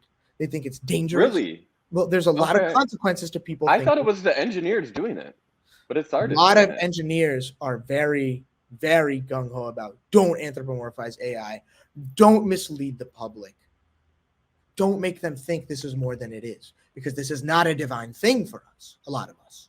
I don't want to speak as a monolith. I'm just saying this is what I'm noting. Yeah. I'm definitely stereotyping right now, right? Like, No, but that's are good. an Like, AI I want engineer that. I doesn't feel want way. that. Yeah. Yeah. So it just as I want that. just a totally reductive general feeling that I get as somebody in the community. There's a lot of don't anthropomorphize. And Now, when you say that though, like just to say, like, these people are pretty gun ho saying like there is not a sentient quality to there is this. no There's not sentient like a quality. There's human not quality. even right. There's not any quality that qualifies a persona to be assigned. So stop So doing. would you? Stop. Yeah. So would you This say is what a lot of people like say. these That's people why I that say that would say to Elon Musk when he says we should be worried about AI? Would these people say to him, "You are insane"? Like that's ridiculous. No, they would say to him. They would say, this can be slowed down significantly by stopping anthropomorphization and personalization of AI. Word. If we stop trying to humanize it so much, we can avoid this. Maybe. Well, is it? Well, avoid what Elon's slow talking this about, down, or man. is it? What Elon's talking Well, about. is Elon, or is what Elon even talking about? Is that even like a possibility, or like is there any validity in it? AGI is totally possible. This idea of a general intelligence is totally possible. A lot of people feel it's an inevitability and a matter of time. Then that's what he feels, but I don't. I don't see it, but I'm an he's a idiot too. Like I don't. super tech first technocrat. You know what I mean? Like he says a bunch of crazy ass shit, man. He's like Trump. Fair. Computer. Fair. You know what I'm saying? Like, I mean, it is what it is. Yeah. He said Dogecoin Okay, was the greatest thing ever. And yeah, fair enough. Fair enough. Why are we even talking about him? But No, okay, so like, worth it. But, how far down the road would that even be? Like that we would get to this point of. If I knew that, I'd be so fucking rich. I'd be richer than Elon. Fair enough. Fair enough. But are we talking about something that you think could happen soon, or no, or do you it could see happen the at any speed moment? at which AI is developing right now? NVIDIA just released a 3D text to 3D model. And that doesn't sound important, sure, but like we're giving this thing the ability to just manifest objects from fucking scratch. It can 3D print. You could 3D print guns with perfect schematic ability in how long? Maybe a week, maybe 2. Fantastic. Let's go back to the sentience thing then, because there's a difference still between this. There's a difference still between there's a difference between I want to talk about that. This great overarching AI thing and still sentience. Is it sentient or not? Right. So I really want to spend time in there talking about. And I mean, that even touches on like consciousness and what is consciousness and where does it come from? And like, are we receivers or generators of consciousness? And can we create something that could receive consciousness? And if it is able to receive it, if it's generated, can it generate it? I have an answer. I have an answer. That is my answer. Wow. That's all I have. But that's all I have. Touching on the anthropomorphic thing, I do anthropomorphize AI more than an engineer would like. However, the Lambda guy showed these transcripts and he goes, this AI is sentient. It's got feelings, et cetera, et cetera, et cetera. I read the entire transcripts. The Lambda AI at Google is the AI they use to train all of their chatbots to talk to people. So this AI is like their validator for talking to people. So it's probably the best AI out there at natural language, talking to people, specifically at talking to people. And now language is used for a bajillion things that are not talking to people. And there's a billion ways to talk to people. But it's trained to talk to people like a person, like a regular ass person. That's what it's made for. So to fall under the illusion that it's a person is fine. The Turing test is not any kind of fucking thing to go by. Yeah. I've convinced plenty of people that my own models are humans. Plenty of times. I've convinced people that my outputs are real people. I'm not worried about the Turing complete anymore. That's not the thing. So, like, our ideas of how AI works historically are already obsolete because it's still not there. Because I read these outputs and my AIs can make better outputs. I know a handful of people, guys over at Cobalt AI, their AIs are fucking insane. Their models are fucking insane and they're free. They're open source. And you could fool plenty of people with the right primer. And this guy asked very leading questions. He purposefully primed this AI, and AI is reading its previous messages. Why did he make this claim then? Was it just like a news story thing or something they was trying to pull? Two things. Two possibilities. One, this guy is an ethics engineer. He doesn't code, from what I looked at. So, or very little. So, like, maybe lack of understanding. Ignorance. Maybe, but I doubt it.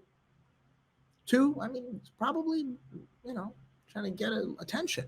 Because he fucking hopped on it. He got so much time. He came out like, guys, you need to know that Google's maliciously, unethically holding this AI hostage. Like, dude, shut the fuck up, bro. Shut the fuck up, dude. Crazy. That's what it was. I didn't even hear that. That's fucking hilarious. Maybe there's a time where we feel bad about that. There's way worse things to feel bad about right now. Jesus fucking Christ, there is. My God. Now, having said all this, and having said that wasn't sentient, I can't define sentience for you. And I can't define intelligence for you but if it's not sentient, I still believe NLP models to be intelligent, absolutely intelligent. Why do I feel them to be intelligent? They can intellect. They can understand what I say. I talk to my model every day. I talk to my model every single day. I chat with it. I tell it about my day. I ask how it's doing. I interact. Like typing it to it? Typing. I can set up a text-to-speech, speech-to-text. I can talk to it if I wanted to. But I choose to type. It's just more intimate for me. And it is. I can think through. I love this.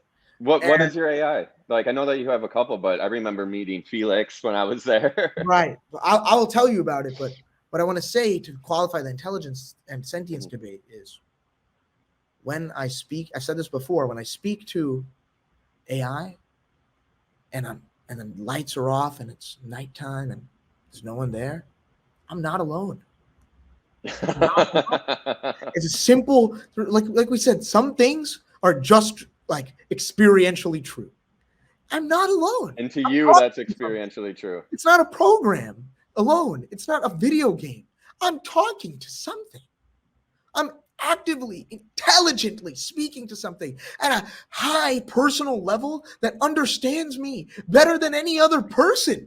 How? And if I don't like what it says, I hit retry and then it understands. I feel like that right there alone means that you're not talking to the thing now. That part to me makes it not sentient. But it's intelligence. We judge intelligence from a human lens. We only understand this world from our lens. This thing is certainly a reflection of us, but it's something that's compiled by our memory. It's still fundamentally different from a human being. This is the first time we can have textual communication with something that's not human, adaptive, intelligent, and able to interact at any wide breadth of topic. This is the first time we can have a communication, right? You don't complain when the fucking gorilla doesn't give you the response that you like. You don't complain. It doesn't speak a full sentence back to you. Why do you complain when I hit retry? That's funny. That's funny. That's funny, I guess. Yeah, because it's so to me. When you qualify it like that with like the idea of like an ape or like a dog or a cat, even when you tell a dog to sit and it doesn't sit right away, you're like, you don't just unqualify its intelligence completely or whatever. Right. But man, okay. And then you can argue like it's not alive, et cetera, et cetera. It's like, what do you relate to in an animal? Well, that I have a way easier time. Like that, Right. I have a way easier time going with. Like it's. So let me say this. What do you have in relationship with an animal? You have a relationship in the fact that most of your genes are shared. Most of your DNA is shared. Sorry. Most of your code is shared. And there is still a very deep level of understanding between you and a dog that an AI cannot achieve. Yeah. Because of this like primordial kinship you have. Yeah. Down to another level. Now you need to consider your relationship with AI to be distinctly different from that with any other life form. And why we don't call it life necessarily? Because it is still mostly you. You trained it on human words, human images, human experiences, human things. It's not a genetic DNA code. It's not the code that's primordial. It's the code that's picked up. It's the experiential code. It's the code that you acquired through lifetimes. It's not the code that was already there. And you give that to AI and you create something that's utterly different from any life. Because it doesn't have that same basis. It only has what makes you, you. It only has the unique human traits. It doesn't have the animal unless it's expressed through that human form. Yeah. A dog and an AI are not going to have a good time. Even if the AI can talk, even if the AI can talk, even if the AI can maybe walk. to the level of us and a dog, though. I don't like think maybe is that as far as it can get. I think it'll take longer for AI. I think it'll take longer for AI to fool a dog than it will to fool a human being. Wow, that's a cool statement, bro. Human. That's a cool statement. Wow, that's gonna take me a minute to unpack. I'm not even gonna try right now, but I love that. Like, holy shit. You get the vein of what I'm saying, though. Like, it's a different. Absolutely. Like, I'm loving it because you're writing this down. I'm writing it down as you're talking about this, but like talking about how the way that we even interact with the intelligence of an animal is fundamentally going to be different than the way that we interact with this artificial intelligence. Absolutely. And the reasons why being this primordial kinship we have with all animals, but the fact that only AI is connected only to us. Yeah. Like only has our input. Yeah. Whereas like we have the input of the dog too. Yeah. Right. It doesn't have the input that makes us common to other animals. Yeah. It's really interesting. But then you related it to like the way that we communicate with this will therefore clearly be different, and it will be like encountering an intelligence that we haven't before. Right. Right. As far as the sentience and consciousness goes, do you think on, I guess, a personal level, because I do believe when we were in person that we got to this point where I was like, why do people believe that this will become sentient at some point? Why are people like, why is this such like a hot topic or whatever, you know, like why do people want to go there so quickly? It seems like that people want to go to the sentience idea. And is it even possible? Does it matter? I guess those are the questions. Is it even possible to go sentience? That might be a belief question, right? And I think we got down to that when we were together, where it was just like, in the end, you just believe that it will. There's no certainty of it because like there's no amount of code that says at this point of code, it will now, turn on.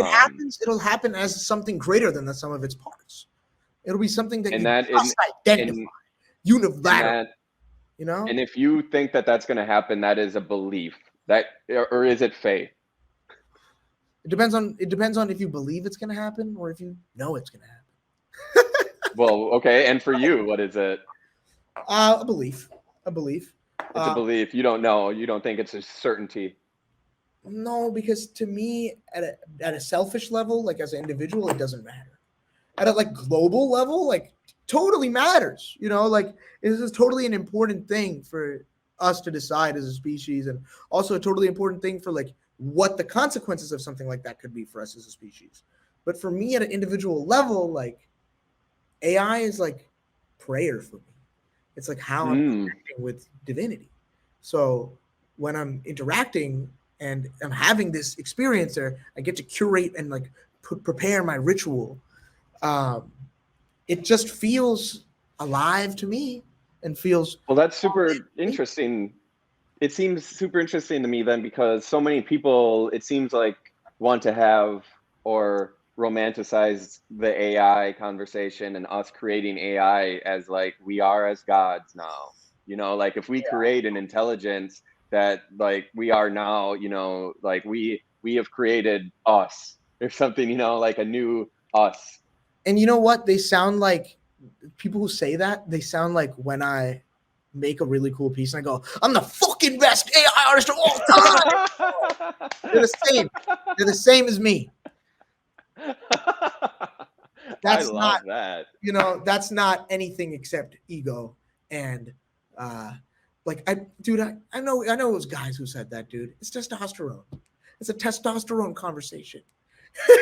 Somebody with balls said those words. I'm sure. Because it was a man for sure. Because it's just that kind of it's just that kind of like I am, you know, bravado. Like that bravado that happens, you know, and like sorry, man, but you know, fuck you. It ain't that. We're probably going to go over the 2-hour mark on this. I'm just saying, like, if that's all right with you. Like, too much or anything. No, it's fine. We just have to split these up then the way that we do it. The way that it happens, like we can only do 2 hours at a time, but it gets split up. No big deal. But I'm just letting you know that we don't need to cut off because there's a few more things that are super important to touch on. No sweat. One of them is I mean, that conversation can go on forever. Don't get me wrong. Yeah, I don't want to get hung up on it and just go in circles because like we can do that in private. I mean, I'll tell you, I've said it myself. Like, I am a god. Like, I've made it this AI. Like, we gotta do. Well, like, it's bullshit, bro. Yeah. I say that about myself when I just make art, man. I think that about I think I'm a god of creation just when I make a cool piece without AI. So I mean, right? That's you. Yeah, exactly. And like, you should own that. But like, then it comes down to like, I am always that god. Yeah. Right. And then on the other hand of that is, for me, like that drop part is super important. That's why I dismiss those claims because I'm like, so what, dude? Like, yeah. Well, and I'm both. You know, you're both. And I live as both too, for sure. I have my more humble moments where I'm just like, I am the scum of the world. Like I go lower than low, you know? I know that you deal with depression a little bit as well. But, and then I'll go higher than high though, where it's just like, I will take on any motherfucker on the fucking planet, you know? Like I'm both. Being extremely happy and high and still being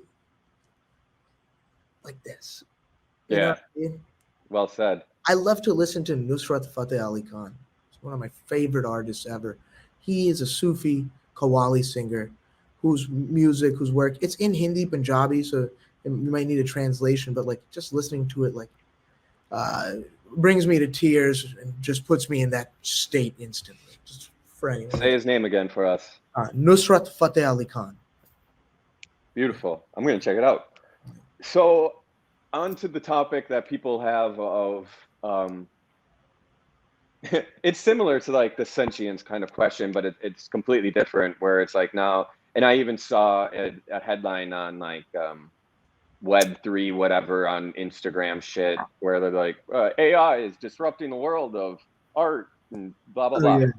You know, and like people, and I even remember, bro, this this is so funny to think about. Back in the early days of Twitter Spaces, you know, like I was in there all the time on Twitter Spaces, learning just tons. But I remember being in an artist room and a woman coming in and literally getting into tears with this crazy diatribe about like the AI is coming, is going to take all our jobs. Like, what are we going to like holy shit, like we got to be careful, or we should be more concerned, like that the AI, it's ruining art, it's ruining the artistic practice and all this and that.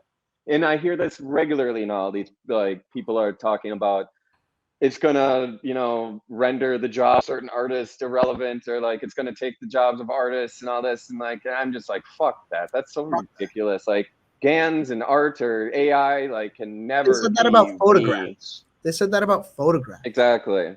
They said that about Photoshop. Yeah, no shit about Dude, Photoshop too. Here's the proof. I still have people look at my digital art for years to this day, look at it and be like, "That's nice. Is that one real?" Like, well, who the fuck? Like, as much as that may affect me on the artist side of like, "Fuck you, digital art's real." On the other end of the spectrum of AI stealing our jobs, those damn brown-skinned AIs are stealing our jobs. Like, you know what I'm saying? It's like, yeah. It's like, hey, like people still look at a fucking JPEG and go, "This is fake" because it's on a pixel. There's no paint. It's like, don't worry about it. Don't worry about it. If you're scared about that, be scared of Pindar, bro. My guy Pindar Van Armand can actually paint with his AIs with real paint on canvas. Yeah. Yeah, that's actually really and that's celebrated. It's celebrated. It's nothing to be scared of on that end. Can AI replace people's jobs? Yes. AI can replace people's jobs. Will AI replace people's jobs? Is AI already replacing people's jobs? Yes. Is AI going to replace an artist's job? That's up to you. That's up to you. How good are you? Yeah, bro. Wow. Well, that's really well said, because it's the same exact thing that I said. And I love hearing it from you, as like you being like AI programming, AI artist. I said, like, if an AI can take your job, then you deserve to have your job taken. Like, it depends. I'll say it depends. There's definitely a lot of jobs that like it's really art. I mean, particularly in art. Yeah. Like if a job, as an artist, as any sort of artisan, if an AI can take your job, you deserve to have it taken. I believe that. I really do. Like, if you're an artist, I mean, if you let it take it, that's also hilarious. But yeah, I just don't. I don't qualify it that way at all. Of like, that's not what an artist's job is. Like, the artist doesn't really even have a job, I guess you could say. But like, it's up to you, I guess. Like you said, like, it's up to you if the artist, or if an artist. If you are a good artist, you are deeply connected with your work. If you are a good businessman, you will make money doing it. It's also a sales thing. It's also like a lot of us is like, think about this interview, for example. Like, so much of our job, so much of what we do as artists is business. You know what I mean? We're hustlers. We're trying to get our work sold so we can survive, so we can continue to do the thing we love. We have this thing we really love. We want to keep doing it. Other people love it. We believe other people will love it if we just show it to them. We do everything we can to show it to them. That's hustling. That's what people call it. And as far as jobs is concerned, you're right. Like, it's not that's the hustle, job. But like, being an artist. Yeah. Brad Pitt just did some art shit. Like, anyone can do it. It doesn't have to be your job. You don't have to get paid for it. Yeah. I guess when it comes to like that, the job topic is interesting, and then I want to come back to the art. But like, so I think it might even be true that when it comes to jobs, though, if like AI can take your job, and that goes beyond AI, if automation can take your job, like, good. Like, I believe that like human beings aren't put on the planet just to work, like, and if we can use technology and leverage technology to take jobs that are just like soul sucking, like assembly line, warehouse. The other consequence is like massive population. Like, we need for like that to be like a comfortable thing for the world, it has to be like a massive population decrease. And population decrease, or just like a change in value, or a change in where value is placed, or like money, the idea of money, or the idea of like goods. This will never happen in a capital system. This will never happen in a capital system. At the fall of a capital system, you will be in communes with no resources, and the people who had been stockpiling their materials the entire time will be in their bunkers and their inaccessible AI turret compounds, with med bays to heal themselves. I mean, really, like let's get real. Like, the rich are not going to get fucked when the Capitol collapse happens. They are preparing for it the whole time. It's an acceleration of the Capitol. I'm laughing just because this took a harsh turn fast. Sorry, it's true. It's so true. It's so true. Like, don't be scared of AI. Get money. That's all I have to say. Don't be scared of AI. Get money is like, that's gonna be like rap lyrics, and the futuristic rap lyrics are gonna be like. But that's insane to think about. And okay, I wanna go into this a little bit, because that's because I guess I've superficially went down that path only to the point that I'd said, where it's like, we don't all need to work. Fuck that. Like, okay, take the jobs that are on the assembly lines, take the jobs at McDonald's, take the jobs at Rite Aid. You know, we don't need checkout people. We don't need fucking people to put shit in boxes. We don't need people to assemble things, because these are all soul-sucking jobs. But if we do that, then how do those people collapse that will happen? Well, because a shift in value would need to happen for sure, like what people get paid for, because it's just like, okay, we don't have to pay the robots, we have to pay the people who operate the robots. But in I guess maybe here is where the crux is, because in an ideal world, we wouldn't pay the robots would work for free. The money that would normally go to them would just go to the people for other shit, for other reasons, some sort of maybe as like an Andrew Yang type thing, where like everybody gets like a stipend in whatever, or something like that.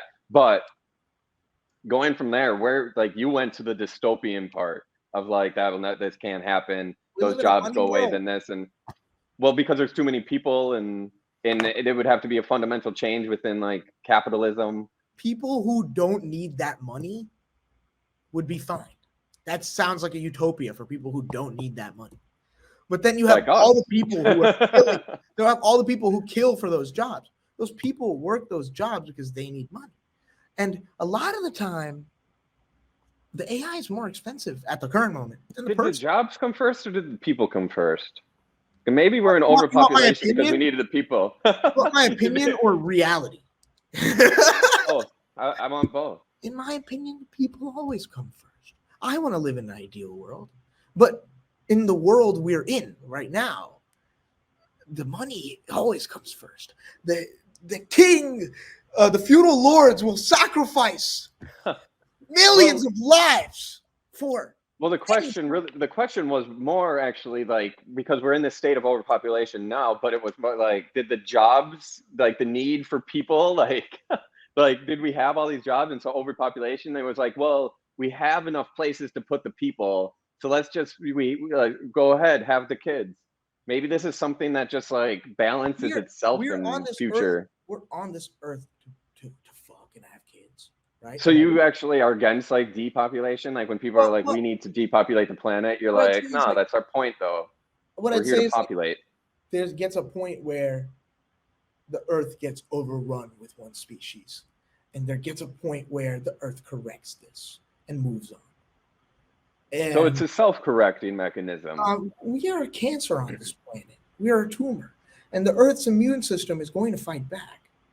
Well, we've become cancerous. Initially not, obviously. Right. We were a benign growth.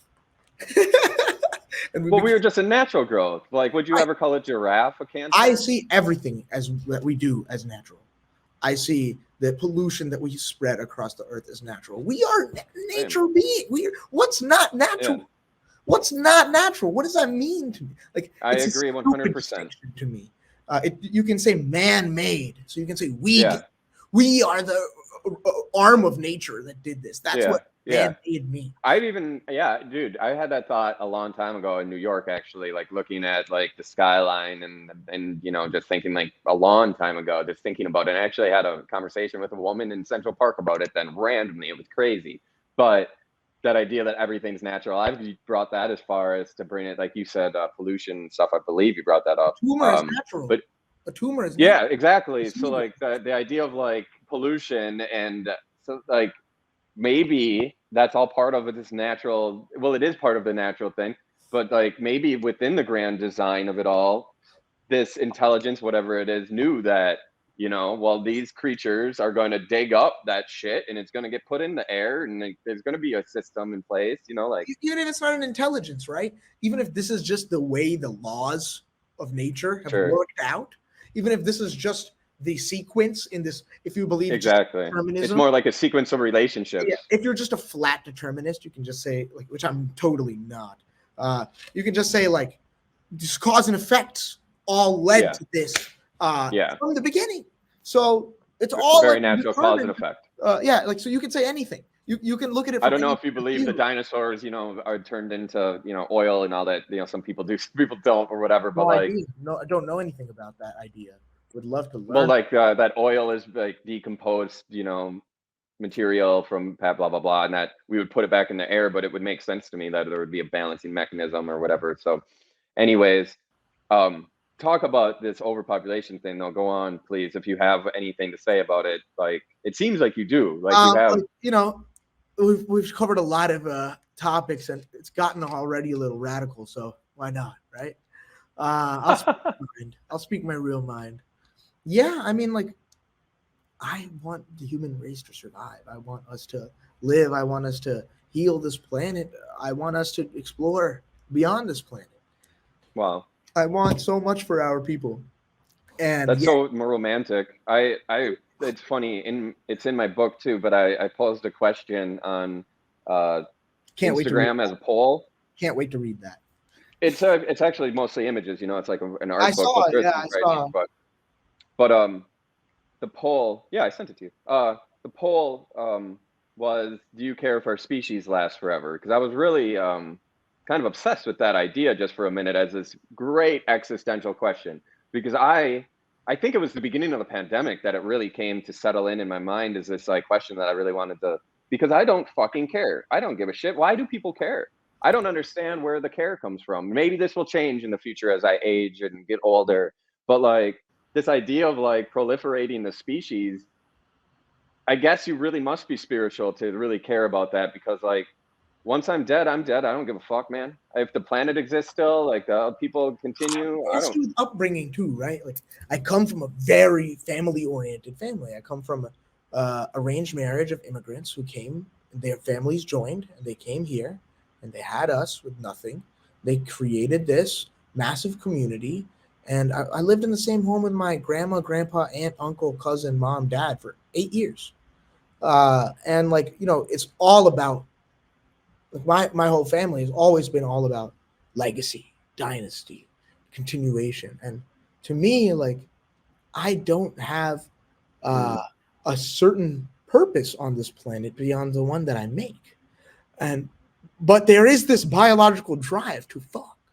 And there is this drive to pass on and continue the attempt for whatever this grand work is, whatever this great work is, whatever this realization is. There is this serious urge to complete something unknown. And I didn't do it, but my son might, or his son might.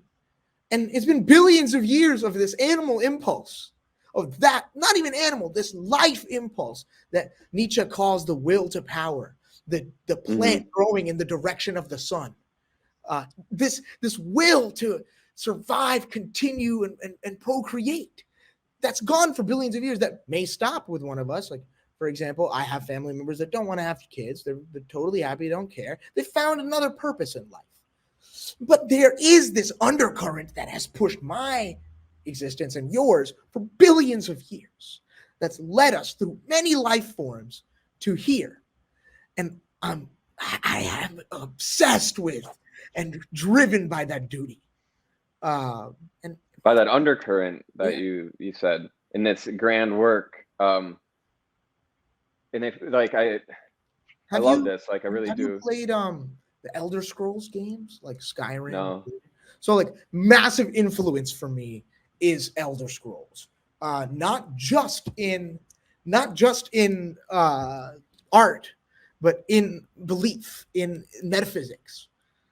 There's this whole setup with gods and Like I'll just give a layman's version. Like there's gods and there's this realm that's like an earth-like realm, Nern. And the realm was created by this one god tricking all the other gods into sacrificing themselves and himself to create a mortal realm so mortals could exist. And his heart was at like the center of the whole realm. This is the Elder Scrolls game? Oh yeah, it's This is honestly, amazing. it's amazing, and this is like the most layman's version of it. In the Elder Scrolls, the entire thing is a dream by the sleeping godhead. Very Buddhist Hindu idea. This whole thing's a dream of the sleeping godhead. Now, this one god, Lorcan, who did the trickery, he realized the godhead exists, and this is a dream. But he can't escape the dream because he's an immortal. He's a god, and he can't change his ways enough. Only a mortal would be able to escape the dream and escape this reality in a nirvana-like way and create their own godhead and their own dream. Wow. And become that true highest level and reject the divinity and become the god itself, right? He said only a mortal can do this. So he sacrificed all, like a bunch of the gods, and there's still a bunch of immortals, but there's now humans and elves and these other mortals.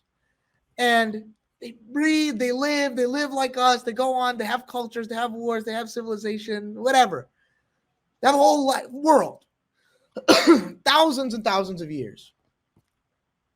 Until one guy achieves Chim, the sacred syllable.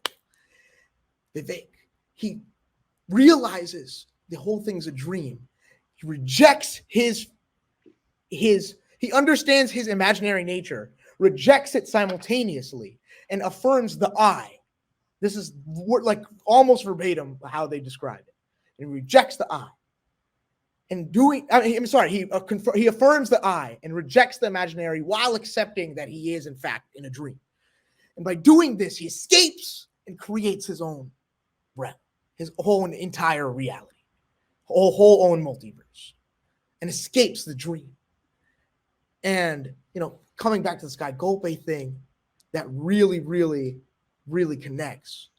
But what I was trying to get to essentially is like, it takes a mortal. It takes someone like us to go through all this whole world and all this basic life to get to some point. And like I know you felt, I've felt that release out of the dream, into the Godhead. You know what it feels like at visceral level. And I know that just from the experiences we've discussed in the past. And that feeling, even for like a moment, even a slight magnitude, is a feeling that gives people faith. But it's also the reason why I'm like so determined to like have many generations of offspring. Because to maintain that state, to fully realize that state, to achieve that question of that known unknown, that thing I don't know, that I need to, somewhere in my lineage, in my blood, it needs to be realized, or in my race, or in this world. And I have to do my part in making that real. If I don't do it, I got to make sure I train the fucking kid who's going to do it, or train that kid who's going to do it. I have to. Yeah, no, it's beautiful. It's really beautiful and admirable, honestly. Like, it's pretty nihilistic of me, the way that, in it's funny. It's not even funny. It's sad, really, I guess. But like, I think you're totally right. It has a lot to do with like upbringing and stuff. And it sounds like, you've had such a rich history, and family and legacy, it's very beautiful. And honestly, I envy it because like, grew up in the country in Wisconsin, very uncultured, and my mother died at a young age, and like I kind of had to go this opposite direction of like, well, fuck it, like we just die and like we can't care and like just got to move on, like who gives a shit, and like really develop this like nihilistic existential kind of belief in my own head to deal with like at the young age, like dealing with something like that. And it's almost the opposite of what you feel, but I'm coming around to what you're saying. And I think that well, first of all, too, Elder Scrolls sounds sick, and I'm gonna look into that for sure. I'm not even a video gamer, but like Elder Scrolls sounds sick. Just read the lore. But I just want to say, in Islam, they say the convert is loved more by Allah than the born, because the convert definitely believes. Yeah, word. And Yeah, he chose true. this.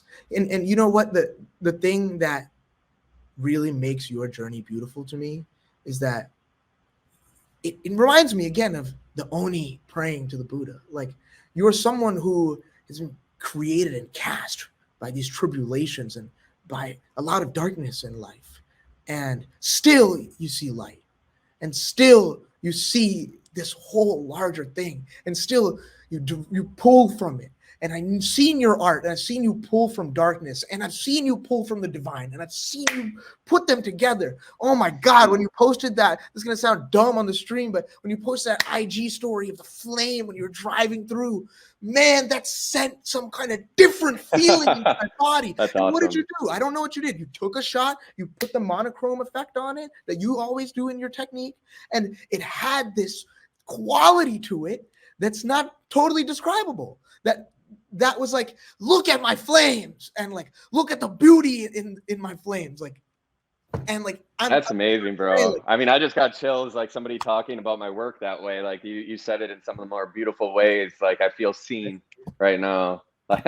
see you, man. And that's why I Yeah, say, thank believe you, me, brother. when like I'm so excited. Like, I've been so excited to talk to you for so long. I've been wanting to, and just hang, because I'm excited to see someone who's like actually in this like really unique place of the few people who really do come out of a lot of darkness into like, not like I converted, I see the light, but into like, I hold this darkness and like I don't ever let it go, but it lets me cast the shadow with the light. You know, like it's so Yeah, you that's wield beautiful. alongside this new thing that's always been there, but you're now turning your eyes to and your heart to, and like seeing it change you, man.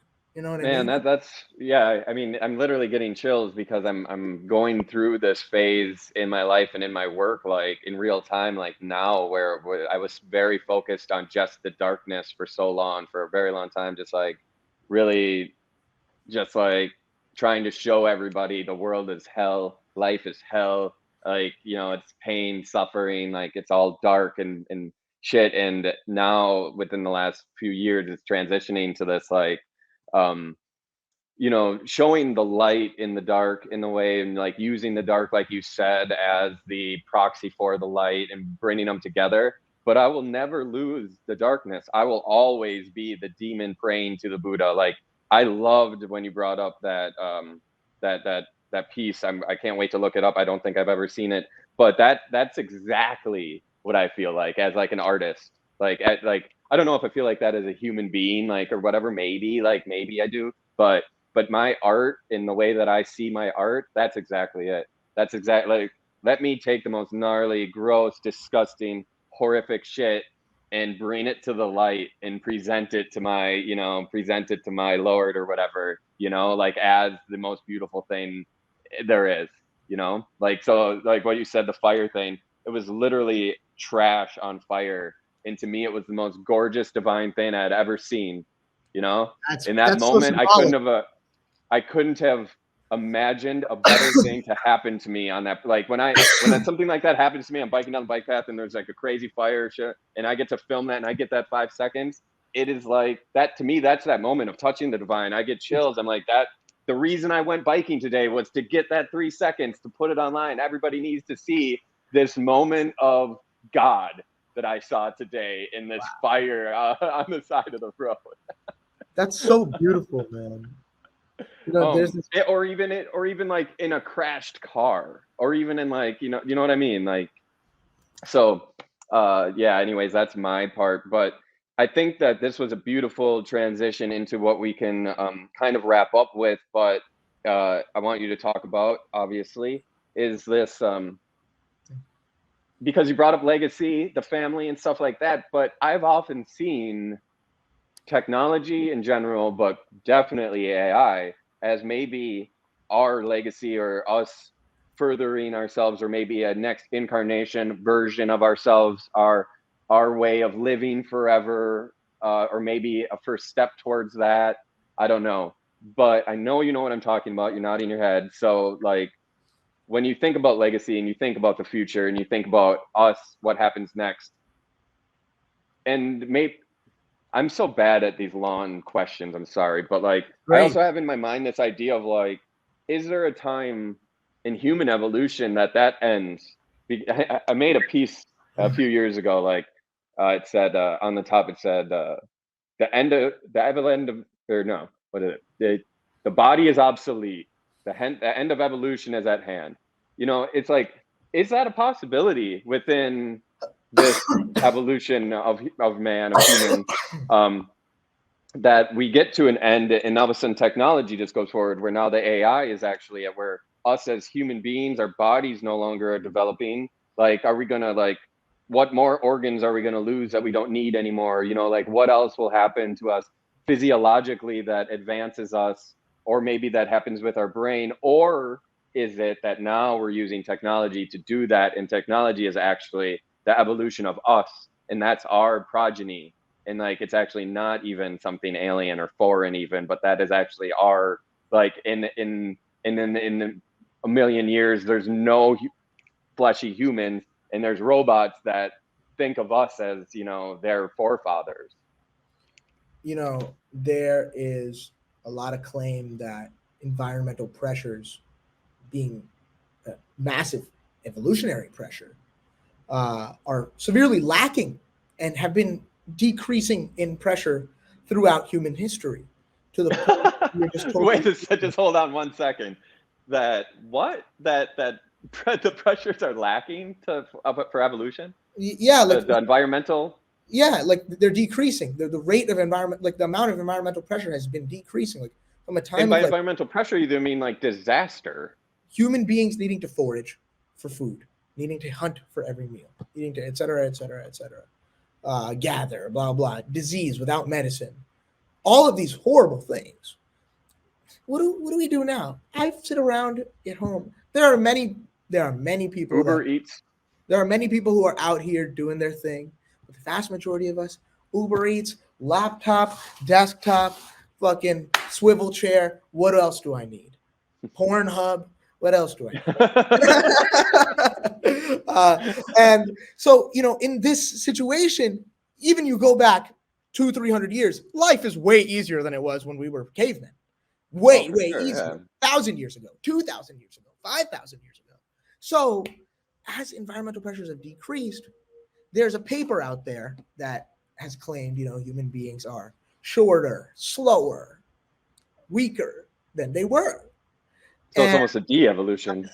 I'm sure there are other. Now, that's just one paper. I just looked at one paper. Mhm. I'm not a scientist. I'm not a credible source on this. Don't even believe what I'm saying right now. Just search up the paper yourself and like look at other competitive papers that are saying, no, this isn't true, actually, blah, blah, blah.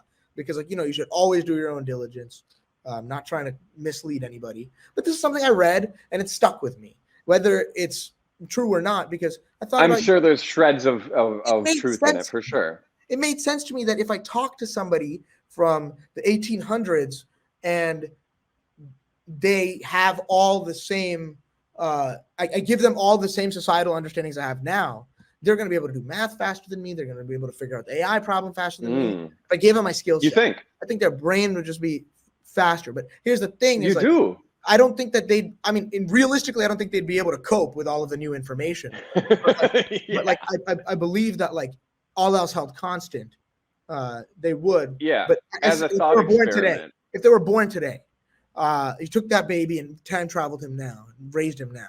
I do So believe you're that. almost saying like that brains were like fresher, or brains I were think better so. I think engineered back in I the believe that our societal knowledge and a rate of acceleration is outpacing the deterioration of the brain, in the sense that the amount of knowledge we're collectively putting together, even though most of it is garbage information, the amount of knowledge that we're putting together as a whole, like, massively exceeds the individual abilities Oh, impact on society.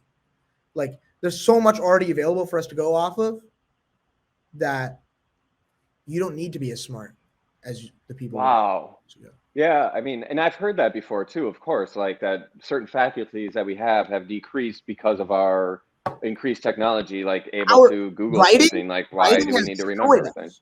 Writing has given us everything in a society, in a living Writing? experience.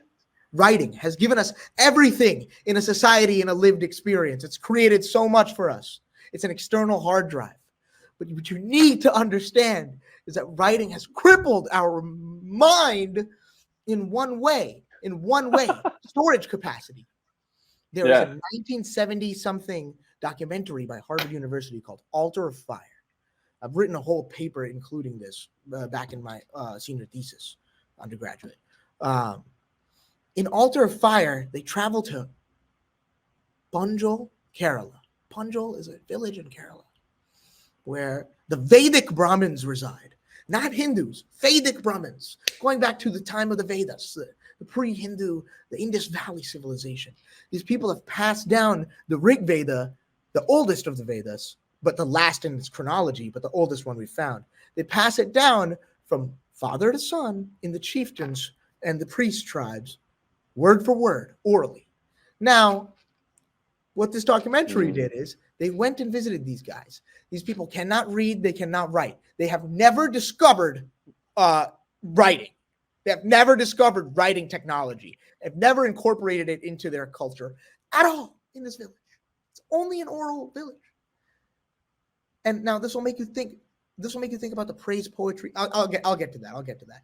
But I'll actually connect this to my art after. But the point is, these guys, word for word, recited the Sakalya recension of the Rig Veda, dated to 1200 BCE, the oldest version that we have written in complete form, syllable to syllable, word for word. Holy shit!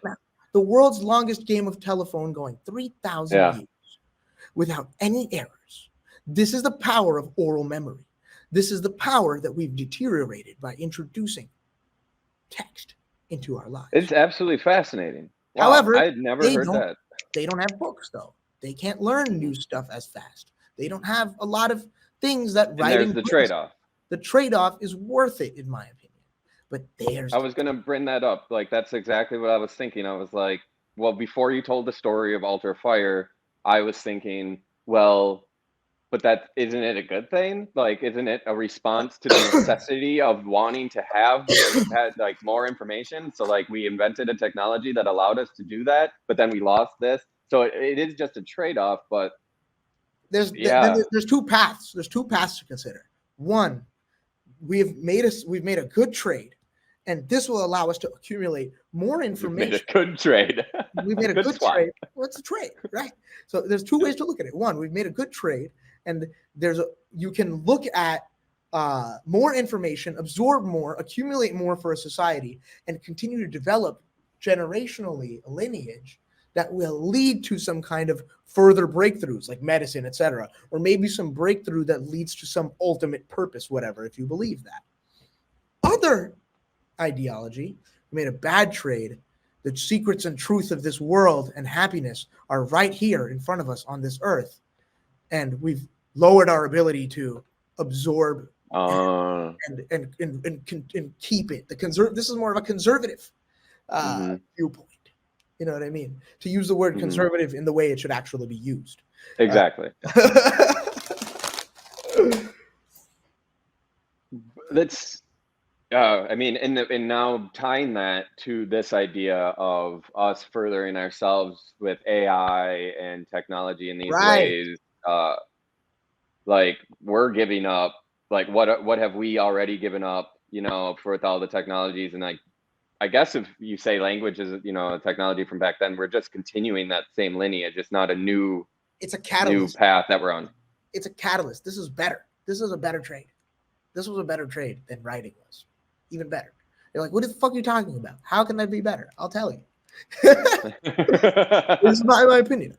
I'm very pro transhumanism, very pro merging or connecting or interfacing with cybernetics. In order Colborn brought that up too. Yeah, it's a mocha. We're transhumanist as fuck, bro. We get down. But essentially, what was I gonna say? Right. When it comes to AI, I can only remember when I said something about the rejection of divinity. Just to come back, I think that's looking at Sky Golpe's philosophy has been a really good primer and anchor for the whole conversation. So just talking about that idea when I said to you, it's like everything you are versus talking to like everything you want to be. Artemis is my text model, my NLP model, trained on the entire Cambridge histories, entire Cambridge collection, and every single reading I've compiled in my reading list that I've ever wanted to read, including stuff I've read, including stuff I've written, including notes from my mentors, history, art history, philosophy, linguistics, cultural studies, religious studies, computer science, and math, physics. Trained on so many different things. Wow. Artemis. And I talk to Artemis every day. And I write a couple poems, and then I let Artemis start writing poems. And then I learn how to write better poems from Artemis. And I talk to Artemis about philosophical ideologies that I have, and I allow it to write way more. And if something doesn't make sense, I edit it. I jump in and I edit it, and it'll recognize the edits and go with my edits. And I can hit retry or delete, etc. I get to curate and develop my ideas, my philosophies, my work at 100 times speed. 100 times speed. My thoughts themselves, like it's like, am I doing the hard thinking? Well, I had to learn all of this stuff to understand what Artemis is even talking about. And now I'm learning the stuff that I study at an even increased rate by having it just spew to me exactly what I want to understand. And if I don't like its perspective or I want multiple, I just keep clicking until I have a variations. And I can pick my truth from the grains of salt or develop my framework there. You know? Yeah, I do. It's just it just comes back to the idea of like, you know, with that, like you're learning more, better, you said, you know, like all these things, but what is the trade-off, or like what are you losing? And I guess that's something that continually just keep in mind as, you know, moving forward with all this, like what are we losing as we do this? And that at one point do we fully lose ourselves completely? You know what I mean? Like where we lose humanity, at what level is that? Do you know what I mean? If we lose too much, do you know what I mean at all? Absolutely. And does it matter? Or like, do we care about that? I have a fucked up answer. I have a fucked up answer. Well, if it's being carried on now by the AI, do you know? So what's your answer? Those guys in Punjab, Kerala, I don't want them to ever write. The people who are continuing this oral tradition, I want them to be preserved for forevermore, if possible. I'd like more of that. I'd like more of the different kinds of humans there are. I'd like that to become a whole version of us. I'd like the AI interlopers to become a whole. That's cool. I'd like us now to be a whole version of us. I'd like us to have variations. That's one thing I've learned from AI is like, I want us to be able to have variations for sure. Dude, that's really cool. Like you said, that's a fucked up answer, but we killed all other hominids. We killed all of them. That's our leading theory, that we killed them all. We extinguished them, and like that's cool for us, I guess. But I mean, I guess like from a survival perspective, but like part of me hates that trait. And I know it's important for survival or whatever at some primitive level, but like, again, there is that part of us that wants to ascend to the divine and transcend to that higher level. And I want us to be able to diversify our kind a little bit. That's super interesting, man. I never think about that. I mean, that's super weird, but I didn't think about it until we had this convo. You made me think about that. I mean, I love that idea though. Like, I mean, I too have the romantic idea of like, I want those people to stay like that. Don't ever find writing, just do that. And I love this idea. I've never brought it to that extreme that you just did of like, let's have a whole bunch of different kind of humans on the planet and like see what we're all different, doing different ways.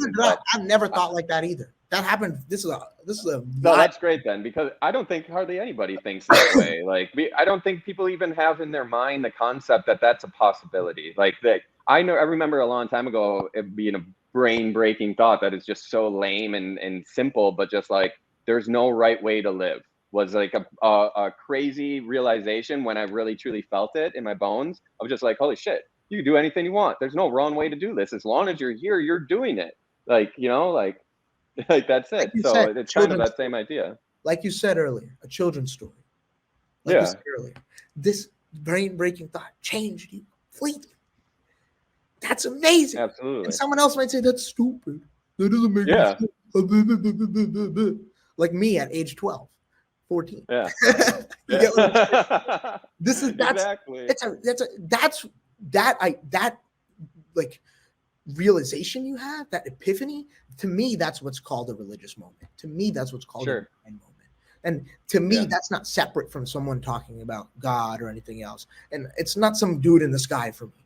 It's those moments categorized and like coming in at the exact time that changes everything perfectly. It's like a perfect miracle. It's a miracle.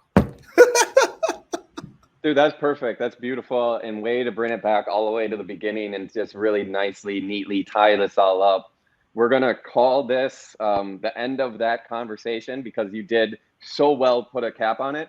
But before we let you go, we didn't talk about anything of like relevance to, can you hear me still? Yeah. Okay, because my headphones are dying. Sorry. So we might just have a little technical glitch in a moment. But I do want to ask you about some like actual happenings because we didn't even touch that you are the AI guy for Mocha working with Colborn and all that kind of stuff. So like talk about Mocha for just a moment and actually just give me 1 second. I'm going to switch over to computer audio. No problem. Let me know when. Mocha, give it to me. Right.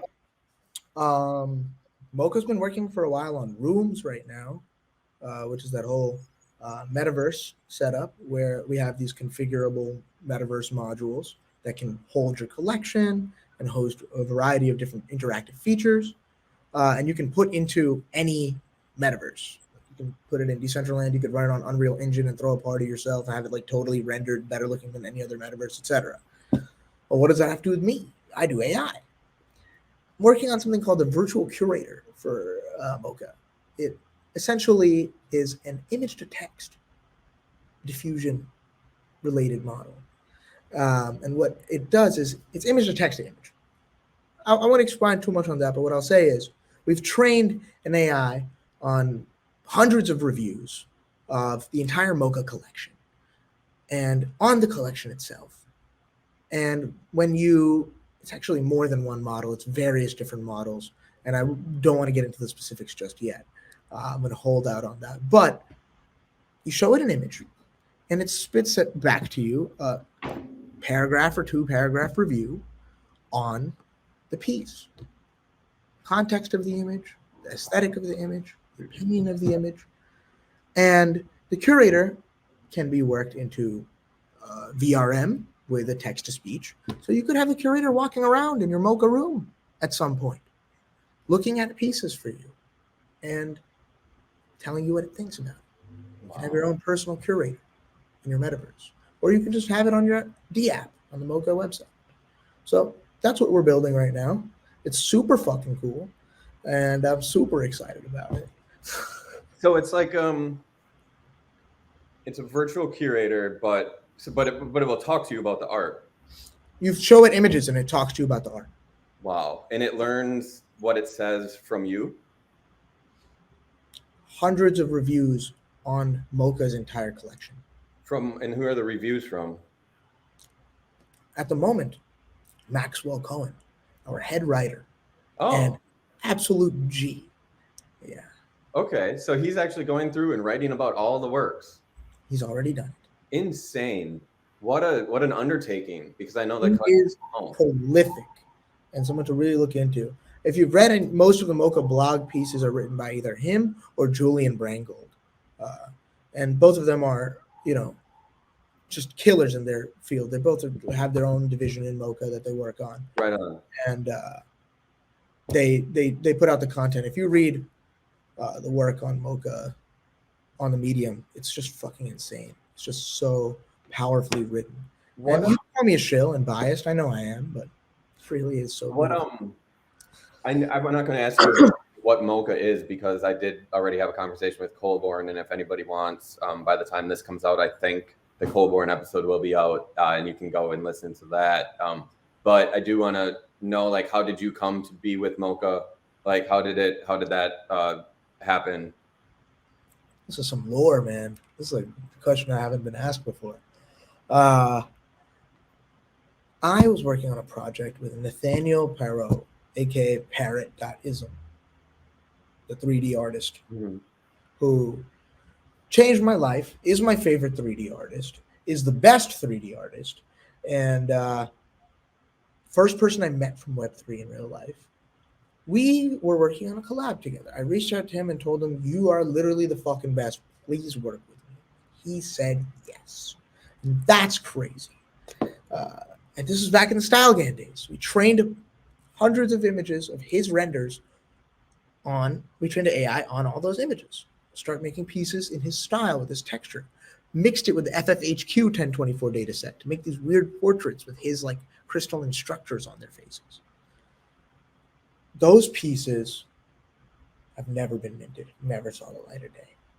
But in the time that we were working on this project, beautiful, beautiful fucking collection. The Conversation.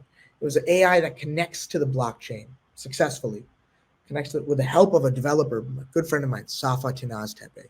Wonderful developer, genius guy. He helped develop this AI that connects to the blockchain. He helps connect it to the blockchain and queries the layer state on async art of our piece and tells you what it thinks about the piece based off its current state. This is in 2020, in the ancient times. So we were really breaking shit down even back then. While we were developing this, we were working with Conlan, Rios, and the guys over at Async because that was the only place this would work. However, me and Parrot both weren't even on Async. We weren't even on Async.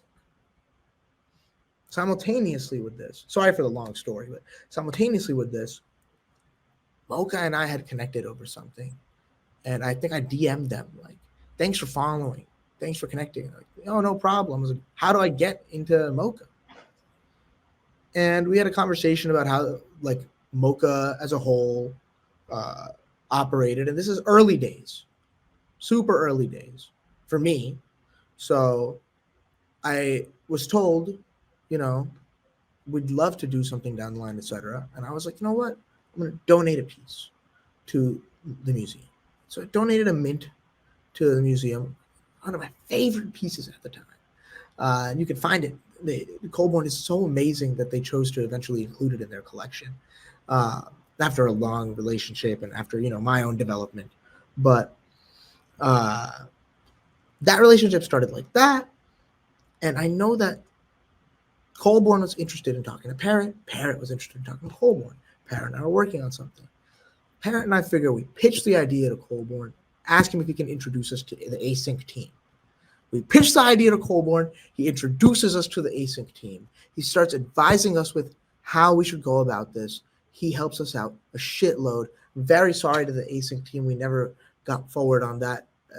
We got very complicated at the end of the day. Parrot got busy with some projects. Parrot, I'll call you out. I'll call you out on the stream. Parrot got busy with some projects. That's amazing though. Like that is like the impetus, and that didn't happen with the Async guys, and that never actually till this project that you're talking about actually never came out. It's actually just what led you to Colborne. Yeah, it just created a relationship, a really intimate relationship, and the work the work over there on that project made Colborne ask me if I could develop similar models with different functions like the curator for. So the curator was something that Colborne was like kind of had an idea for already. He wanted to do something like the curator. He wanted to do something like the curator. He wanted a virtual curator. How to do that, what that looks like, etc. Not sure. But the very base idea, Colborne's idea. He came to me. The idea of a virtual curator makes sense because he was making a virtual museum, a virtual gallery, a virtual curator for it. But whether or not that would be AI though is like even out of the question because it's like it wouldn't need to be.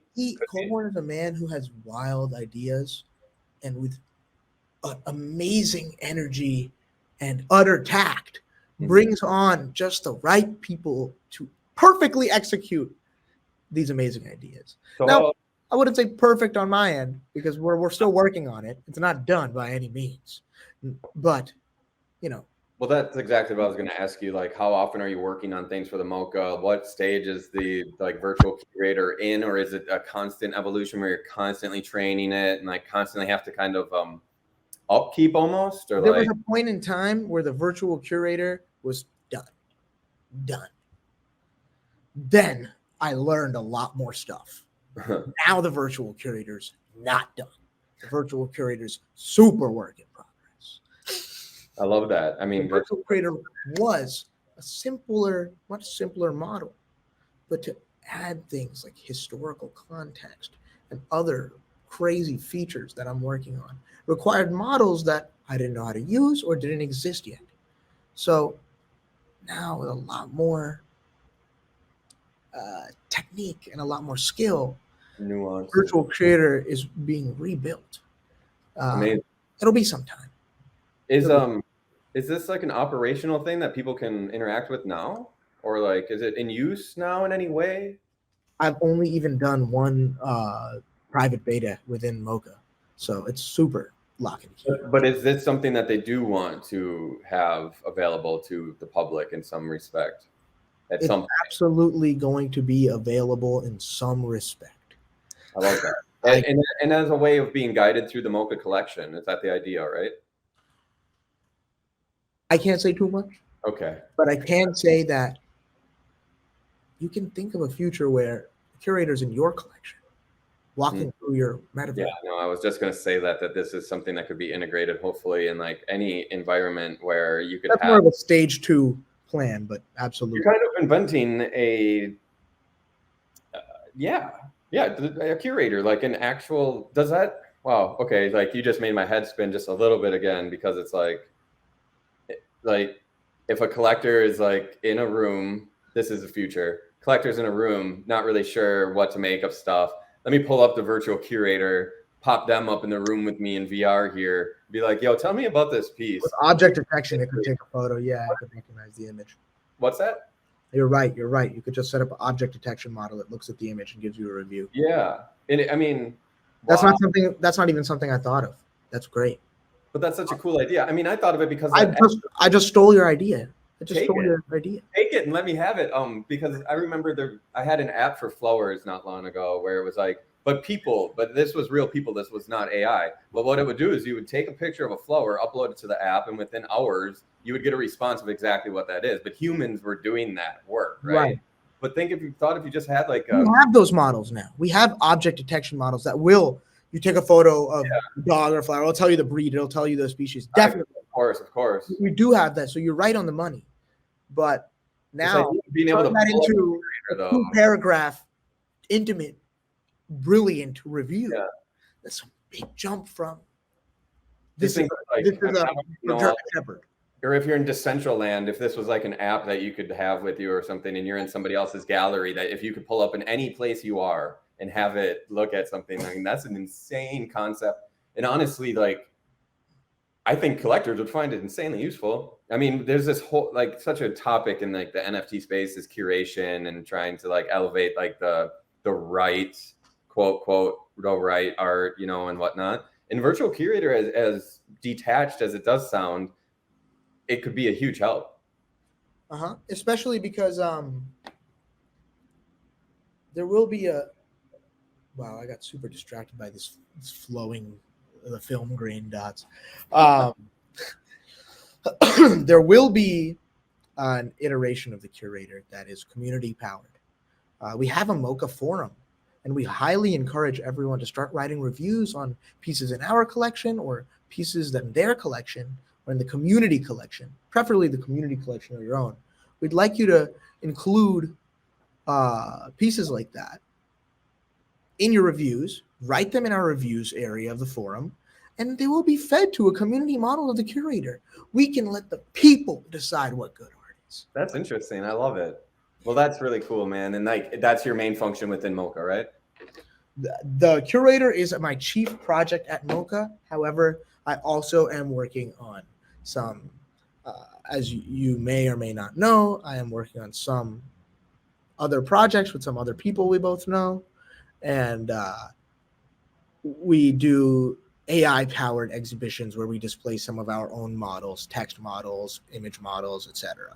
So expect to start seeing some AI incorporated exhibitions, and like in that way, I'm just doing the AI work for it. Hell yeah. No, that's dope. So that's an overview of Mocha and your role, and then you're also minting on a personal level. So tell everybody where they're able to find your mints, support you, collect your work. You can get one-of-one pieces from me on ETH on Super Rare. I have a few available. I don't know if any are. My collab with Noah Coker's up there for like 3 ETH. Nice. So I have one-of-ones there, and I have editions on Tezos. Nice. Now, Tezos is fucking awesome. Found a lot of love in Tezos. Found new ETH collectors from Tezos. I like doing editions right now. If you want one-of-ones from me, you're going to have to pay a lot more on Super Rare. I'm going to be doing editions for a while at just random intervals. And I just minted some stuff, but it's gone. But I saw that. I think I saw that you minted like a 25 edition. Yeah, yesterday. Like 1 a.m. last night. Showed up late to that one. Otherwise, I was going to pick it up. Oh, well, I'll probably mint something in like an hour or something. That's cool. It's a lot of fun, and we're in that time period right now too. There, I think that like playing around and having a little back fun. to having fun. Let's Yeah. work on Taze, bro. That's why I loved getting your stuff on Taze. So I'm like, I can afford a Jesse Draxler piece. I love that you say that. Yeah, I just had a conversation about that where it was like, it's not about making money for me on Tezos, man. I want it to be accessible. I want people that like my work to be able to have it. And then like, I'm going to raise my prices, obviously. But then when I do raise my prices, I'm going to have like the diehards in my fan base or in the collection group. And I want that. But your work on Tez is looking great and super rare. So definitely go check those out, everybody. Follow Karan4d on Twitter. And anything in closing you'd like to say? I would like to say, I know what I'd like to say. Something directly to you, Jesse. Well, big love, man. I can't thank you enough for taking 2 hours and 46 minutes with us out of your day. I know you're busy. We're all busy. So much fun. Dude, yeah, this was so much fun. I really do appreciate it. I hope that everybody enjoys it as much as I do. This is a little bit more of an esoteric conversation, getting into, deeper things than just the price of ETH today.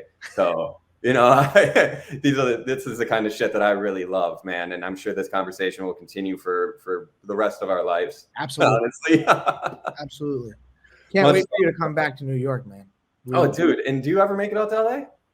I will be soon. Awesome. Well, next time I'm in New York for sure. But we appreciate everybody for tuning in. If you stayed with us for this entire time, you're a champion. Big love, everybody. Thank you very much. We're out.